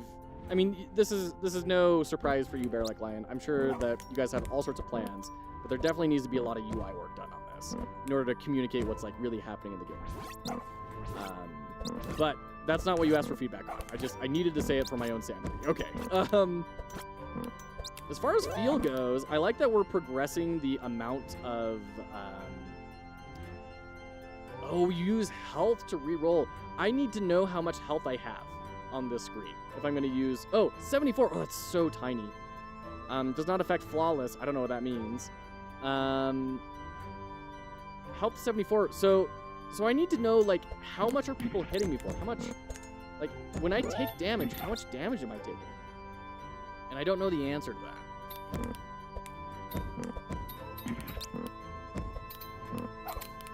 As far as game feel goes, I will say that this class feels kind of like unique in a way. Like, it's very like shotgun heavy, and just the theme of the beasts feel cool.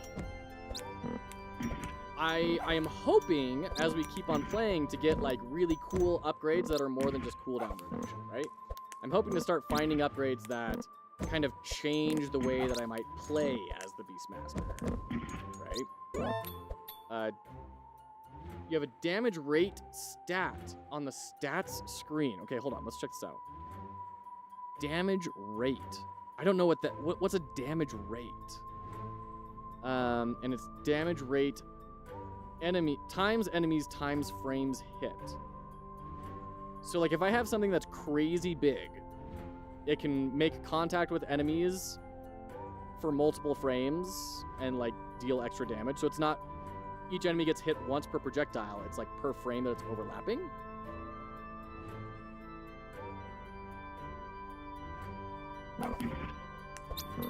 Yeah, I will say that like the abilities feel very themed, and it makes me want to go explore what the other characters are. Because, you know, in Vampire Survivors, and a lot of other ones, like Soulstone Survivors and all that sort of stuff, the abilities are not unique to each class. They're kind of just, like, there, right?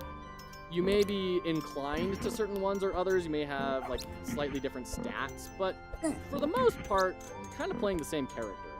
So I can appreciate that they're different. I'd be curious how different they feel. Definitely up the wolf pack. If I don't have the ability to get moons as an ability, but I can get a wolf pack, then I'm just going to have to burn my 3-wolf moon shirt. Damage rate is the damage you take, and projectiles are a flat number based on the rate. Ooh, okay. Right now it's just cooldown reduction. It's tough to find meaningful upgrades without sullying the pool. I can understand that. I can definitely understand that. You know, for better or worse, this is coming with the perceptions of Vampire Survivors, right? So, like, having some sort of specialness as you level up is kind of an expectation in the genre to a large degree. Like, you know, evolutions were a big thing in Vampire Survivors. In yet another zombie survivor, they have, like, you evolve your weapons as you level them up into, like, different versions of the weapons, right? And, like, that's the sort of mental model I come into this project. I do appreciate a bullet heaven with no meta progression. I won't lie. Like, I can enjoy some meta progression. I think we've gotten, like, way out of hand with it recently, though. And I can definitely appreciate that I can just sit down and play the game and just, like, expect to win or not. right? There you go, bear like lion, 3 wolf moon. Nice. I'm definitely getting hurt. I'm trying to think like, man, are there ways that I can level up? Like, I wish that there was maybe like a health fountain I could go run to on the map or something.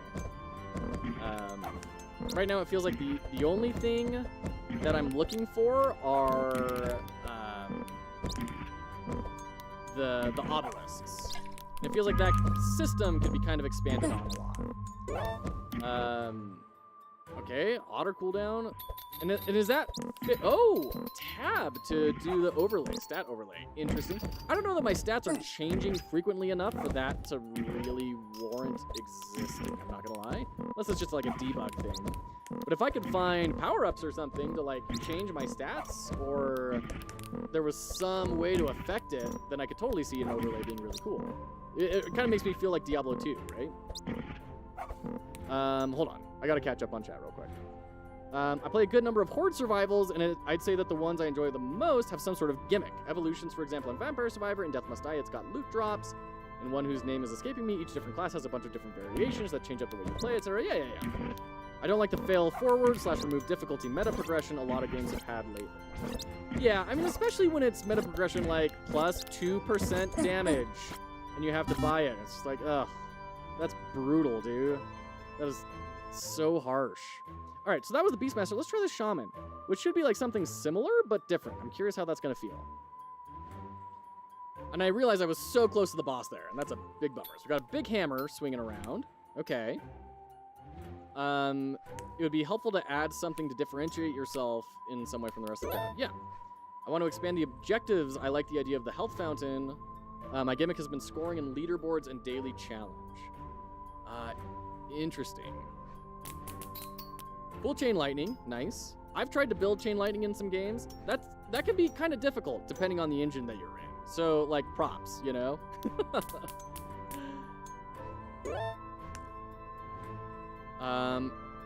Yeah, let's just get the magnet.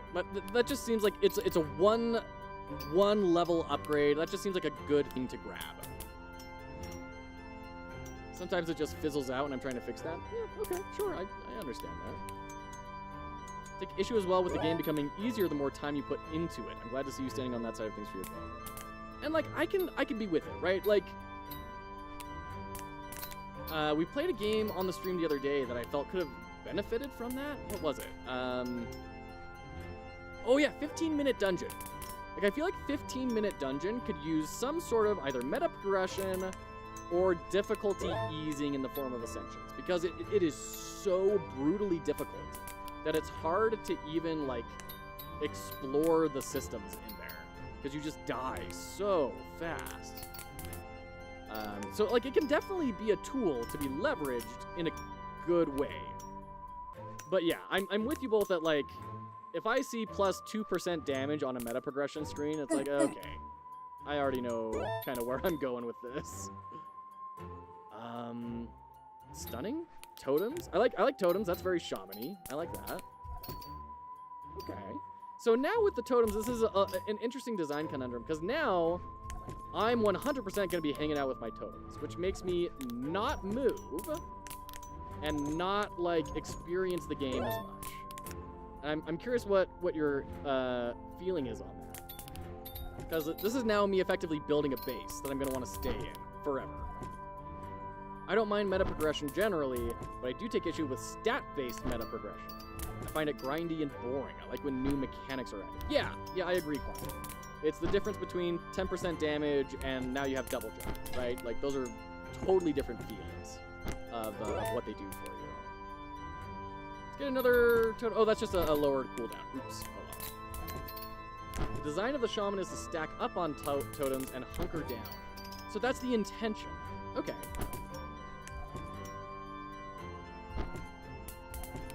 Oh, there was the fireball. Okay. So they can even overlap. So, okay, so if you get enough cooldown reduction, you're not going to have one totem. You're going to have, like, 5 of the same totem busting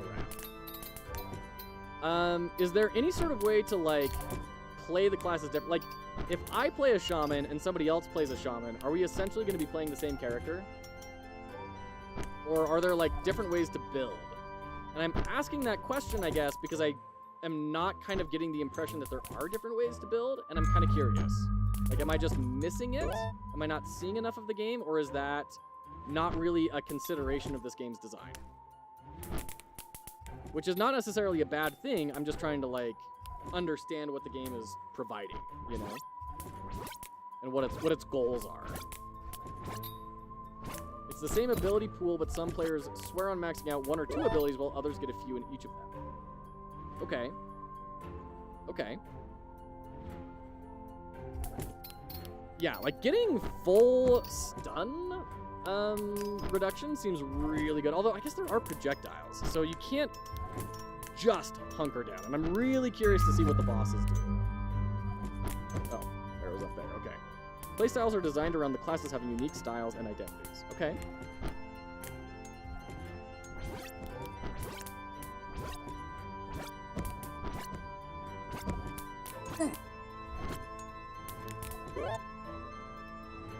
Yeah.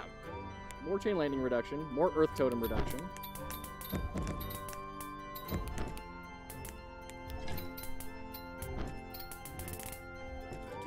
That is satisfying. I do like chain lightning.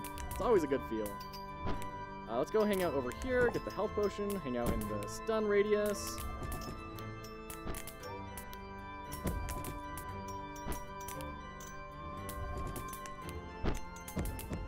Woo! Dodge the fireballs. Yeah, let's level up our fire totem.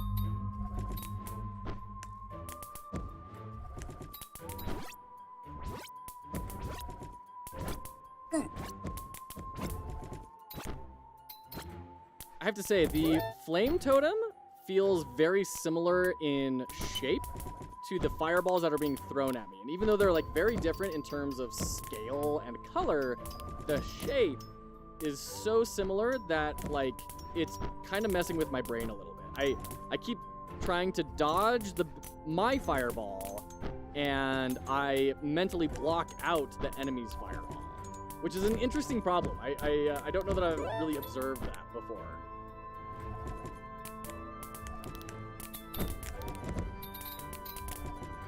Okay. It's been tricky. I toned the opacity down so it's not as eye-catching, but changing the shape might be a good idea. Yeah, I think shape would do a lot for you, because I can see that you've been working hard to make it less confusing. Like it's easy to observe you've considered this and you're working on it. They're 2 different sprites too. Shoot. Oh dear, oh dear, oh dear. Okay, okay. Reroll, I guess. Grab more fire totem. Stop taking damage. What are you taking damage from? Ah! I will say, with all of these effects on the screen, it is getting a little hard to see enemies when we're getting into these later sections. It wasn't so much that way with the Beastmaster, but with these big, like, earth spirals and everything, it kind of covers up a lot. Okay, more fire totem cooldown. Someone has probably the most visual noise. That would make sense. I believe that.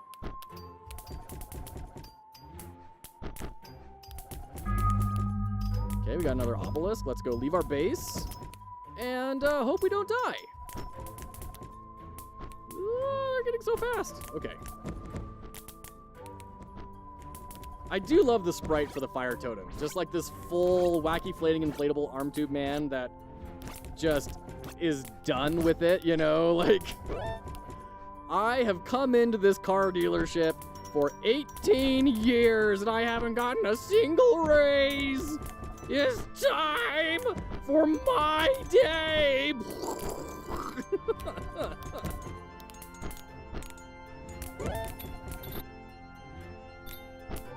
How high are the level ups? Like, is tier 5 the highest upgrade level?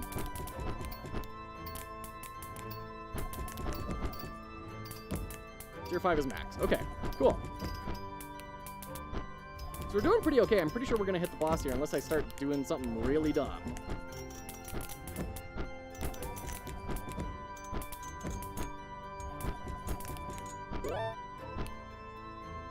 Okay. Let's go scale. those fireballs are already pretty dang huge. Like, all of the effects here are huge. Like, it's definitely really strong against an area. I kind of like the idea of, like, just pushing on that strength as hard as I can. Although we only get one more level, I guess. That's a bummer. I want to max out. But no, it's good. It's good. You know, we talk all the time on the channel about how constraints are the heart of good game design. And if you have a game that is feeling boring, it's probably because you don't have anywhere near enough constraints in your design. And so having that tension of, like, you don't get to level up everything, like, it is a good thing. It's good. Whoa, jeez. What is happening here? So is the boss fight not? Oh no, there is an actual boss. Oh boy. Oh boy. Oh, I'm in danger. Hey, Tootie Fighter, good to see ya. Okay. Everything's gonna be okay. Chain lightning's doing work. Fireballs are shooting. Is a fireball doing 500 damage? That seems like a lot. Is it a lot? Oh, you're spawning so much. My goodness. What? No, don't rise. Don't listen to that man. Fight for your rights as workers. Form a union. You were on a break. He does not get to call you out of your break. Skeletons. Oh, jeez. Definitely felt like a large difficulty round. Ah! Holy cannoli. This is... Okay. Oh, okay, yeah. See, I was about to say, I'm ahead of the horde now. I'm feeling pretty comfortable, but then spawning more things in on the edge of the screen, very big deal for keeping that scaling going. The tricky thing is, like, I don't know how to, like, damage this dude, because it feels like all of my abilities are going to get stuck on the minions, and I need to keep running. Like, I cannot hunker down. Oh, jeez. I have a tutorial for this in Unreal 5. I bought from Udemy as one of my Unreal starters. Let me know if you want the link in Discord. I'm not following TutyFire. Are you saying you got a new tutorial for Unreal? Is that what you're referring, or did you make a tutorial for Unreal? This is the guy that keeps bringing King Arthur back, I think. No respect for the dead. Oh, dear. Yeah, there we go. Woof. That was brutal, man. Okay, I saw current class only, and I was like, wait, is there multi-classing? And then I thought, wow, it would be really freaking cool if you could dual class, and, like, you would discover different classes, and you had to decide, like, which one to build into. Of course, we talk all the time about, like, the danger of it would be cool if, and I'm sure that is probably not actually a really good idea. But, so I will say, Bear Like Lion, you're probably going to get me to play each class once. Like, if I had just bought this game, I'd probably play every class once, maybe beat every boss once, beat the boss with each class once. I don't know I'd stick around for long after that, though. Which, I mean, to be fair, is still kind of like a long time. Had the same exact thought about multi-classing. There you go. And we're not going to go through a full run on this. I just kind of want to see what the knight, like, does. What's his gimmick? Bubble shield. A shield spin. Is that Bible from Vampire Survivors? Yeah, it's Bible. Okay. That would open up the replayability options. It would. I mean, then my design brain starts getting tickled of, like, so what makes you just not... Like, okay, so in yet another zombie survival game, they have, like, you essentially pick 3 classes, right? But you kind of have an idea of what class you already want to bring into the level. So whenever you draft a new class and it's not the ones that you want, you just, like, pass on them. And, like, it's not an interesting decision, right? So I'm wondering, how do you turn that into an interesting decision? How do you have, like, a world in a bullet heaven game where the player needs to actually react to it and make dynamic decisions? And that's an interesting thought to me, and I definitely do not have the answer. You bought a tutorial for Unreal for a rogue survival game. The Crash is the courses from Udemy. Oh, very cool, 2D Fighter. That's awesome. Axa Ring, yes, 100%. It's about 5 to 9 hours. That's what you're aiming for, to be honest. And that's fair, right? Like, if the design is the rendering of intent, and your intent is for that experience, then you have won. You have successfully designed. Congratulations. And that's huge, right? A lot of people go in to game dev and they're like, hey, I want to build the next Skyrim. And then they're just not able to do that, and their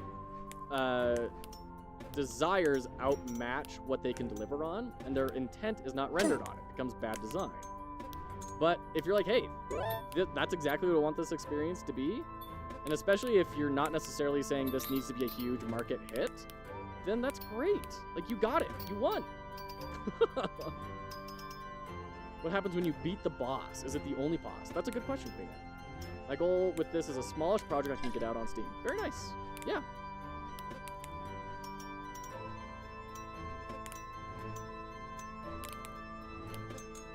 So this is definitely like the least interesting class, which makes sense. It's the knight, right? It's the vanilla, like, let's get you introduced into the game type sort of class. I will say book feels like it's going to be not crazy helpful over time. If there's only one of them, feels like it's not going to be doing a whole lot for me. I don't know. Tom, I also want to create the next Skyrim. Want to, and go do it are different things. But more power to you. You're going to make the next Skyrim, Skyrim Tycoon. That's your game, Tom. Go get on that. Did you like the link? I know you like these types of games. Honestly, the reason why I bought it long, you make me think about game genres I don't play. I'd love to take a look. I probably won't buy the course, I'm not gonna lie, but like if you want to throw it in the resources channel, I'd love to see it. And then maybe when it's time for me to start learning Unreal, maybe we'll take a look at it. Might do the low-res 2D demake of Skyrim. There you go. Enough with the I want to attitude. Time for just do it attitude. That's right. That's right. Which is why I am spending time looking at other people's games instead of building my own game. But I am having a great time. Thank you so much for sharing this with us, Bear Like Lion. And I'm wishing the best for you. Like, if there's anything I can do to support, please let me know. I feel like I've kind of exhausted the immediate talking points that are coming to mind. Is there anything else you were looking for feedback on, or any questions or comments you have that we haven't been able to discuss yet today? We call that research, yeah. You're so welcome, Bear. You're so very welcome. Get it on sale, $5 to $13. Nice. Udemy has more sales than Steam. Does the projectile upgrade include your main weapon?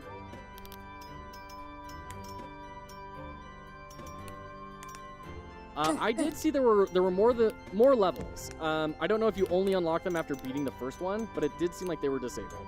I'm pretty sure I'm not going to win with this guy. Scale does your main weapon, range does axe array.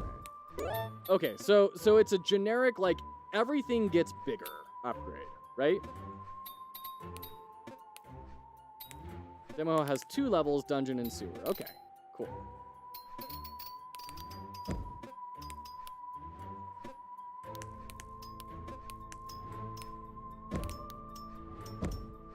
Oops. Oof. Yeah, Quantic Flux, you covered a Bullet Heaven that had, like, quite a lot of extra events in it, right? Do you remember the name of that? Where there were, like, villages you had to protect, and they would give you buffs and stuff? I regret that I don't remember the name of it, and I don't even know if you're still in the chat or not. But if you are, and you know what I'm talking about, let me check just a sec. Oh, you're a champion. A daily challenge mode, no RNG, seeded run, and boss rush. So I'm curious, like, what would be different about that other than the class selection? What is it that's getting seeded? Is it the leveling order? Desperately trying to remember the name earlier myself. Nice.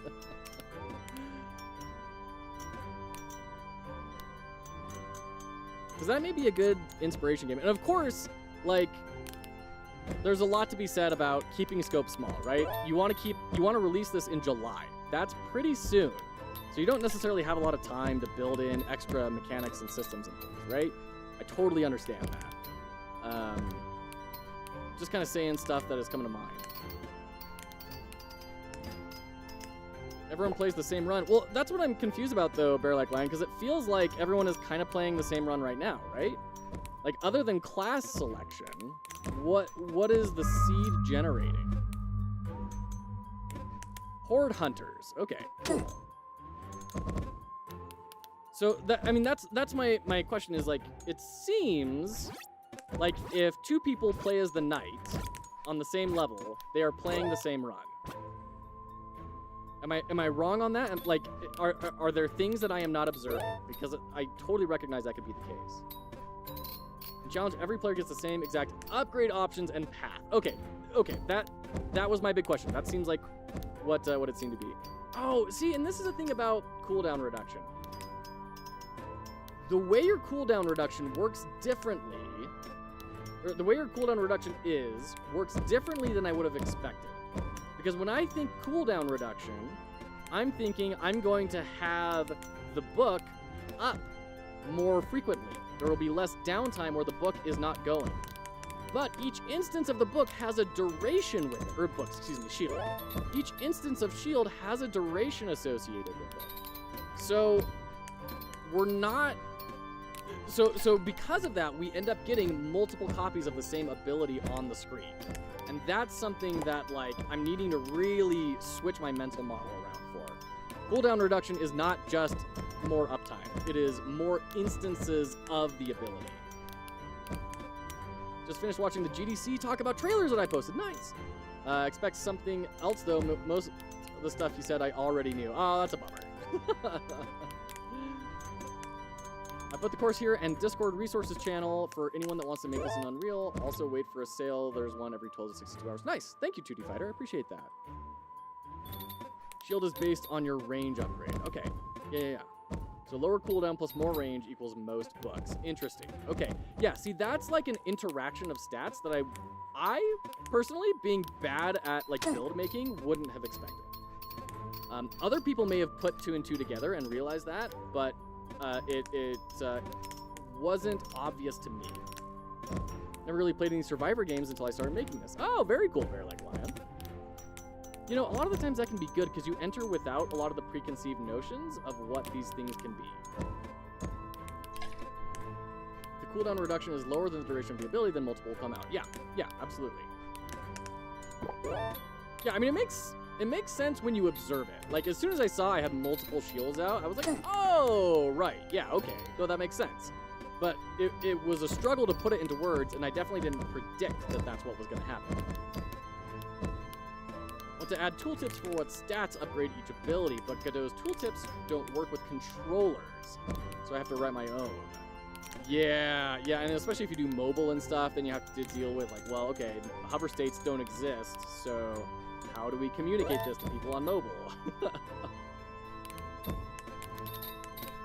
All right, we're almost at the boss. I said we weren't going to do a full run, but then we started having a good discussion, so we're doing a full run now.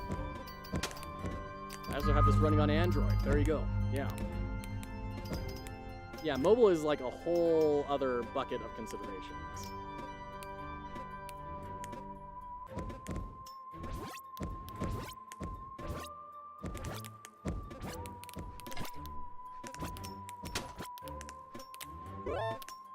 Okay, there's the level up. So now we're going to get the boss, right? No more experience. All this experience disappears, and we've got big boss. Okay, we got out of the box. That's good. We got the same boss as last time. I don't know if that's coincidence or not. We're going to try and get close to him so we can actually deal damage. And that is one advantage of this guy is I can actually, like, determine when I deal damage to this guy, more or less.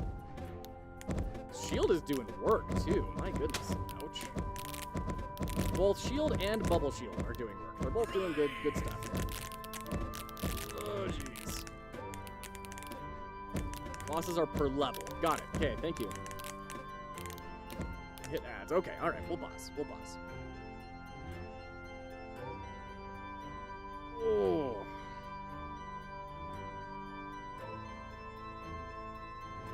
Bear Like Lion's back. Okay, so one thing that got me thinking, once again, this is totally it would be cool if territory, right? So take it for the very, take it with the large amount of salt that it should be taken with. But when the camera zooms out, yes, you do get to see a lot more bad guys on the screen, but I was also expecting, hey, we got it! I was also expecting a huge, like, boss to show up, like a big, you know, massive boss to start off with. Okay, I want to do the boss rush.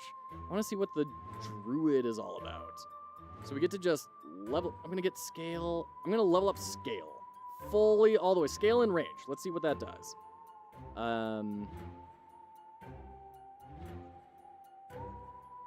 Let's just grab all these abilities. Scale and range, instant picks. And then, like, what happens if we just level up one thing and then stats? This is a lot of re-rolling. Wow, the health goes up the more you re-roll. I didn't realize that.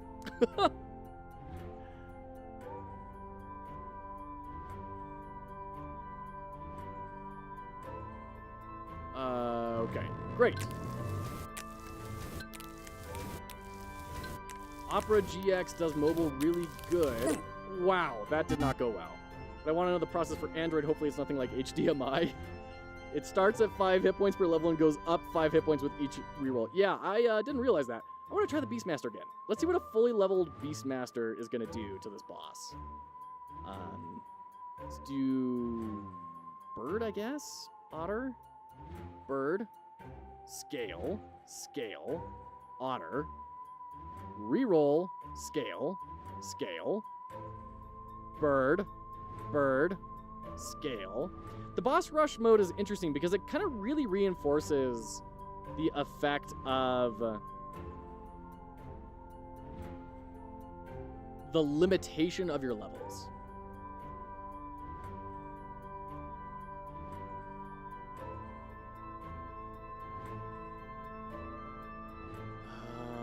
Movement speed, sure. Range. Bird. Full bird. Okay. That is a big otter. But it is not doing enough damage. Holy cannoli. Wow. Piercing. Oh, yeah. Is this someone's game in chat? Says 2D Fighter. Yes, this is Bear Like Lion's game. No piercing. It hits one and done. That's a big deal. Okay. I don't even remember which upgrade got us piercing.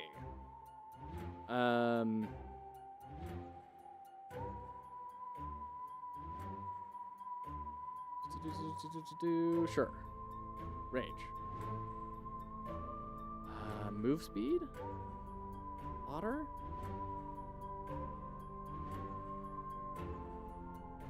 Range? Scale? Move speed? Yeah, where's the piercing? Am I just not finding the... Oh, flawless has got to be flawless victory. Like, don't take any damage during the run. Got it. GameMaker 2D Fighter says, tell them I said good job if it is. There you go, Bear Like Lion. 2D Fighter says good job. Definitely think you need piercing. You passed it 4 times? What? It's the shield with the arrow through it. Sorry, arrow, not bullet. Oh, man. Okay. Oh, piercing. There we go. Wow. Yeah, this seems like a must. Like, that needs to be way cooler looking. Because you really kill your build if you don't have that. Okay. I don't think you can win without that, right? Like, that seems like a mandatory.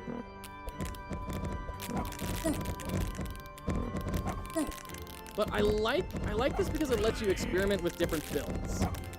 And I'm realizing there is a certain amount of build making in this game. I wish there was more build making. Like, I think it's got some cool bones. I wanna see it improve. I wanna see even more build making. Might just enable it by default in boss rush. Or at least, like, I don't know. I think I kept thinking it was the defense ability or something, you know?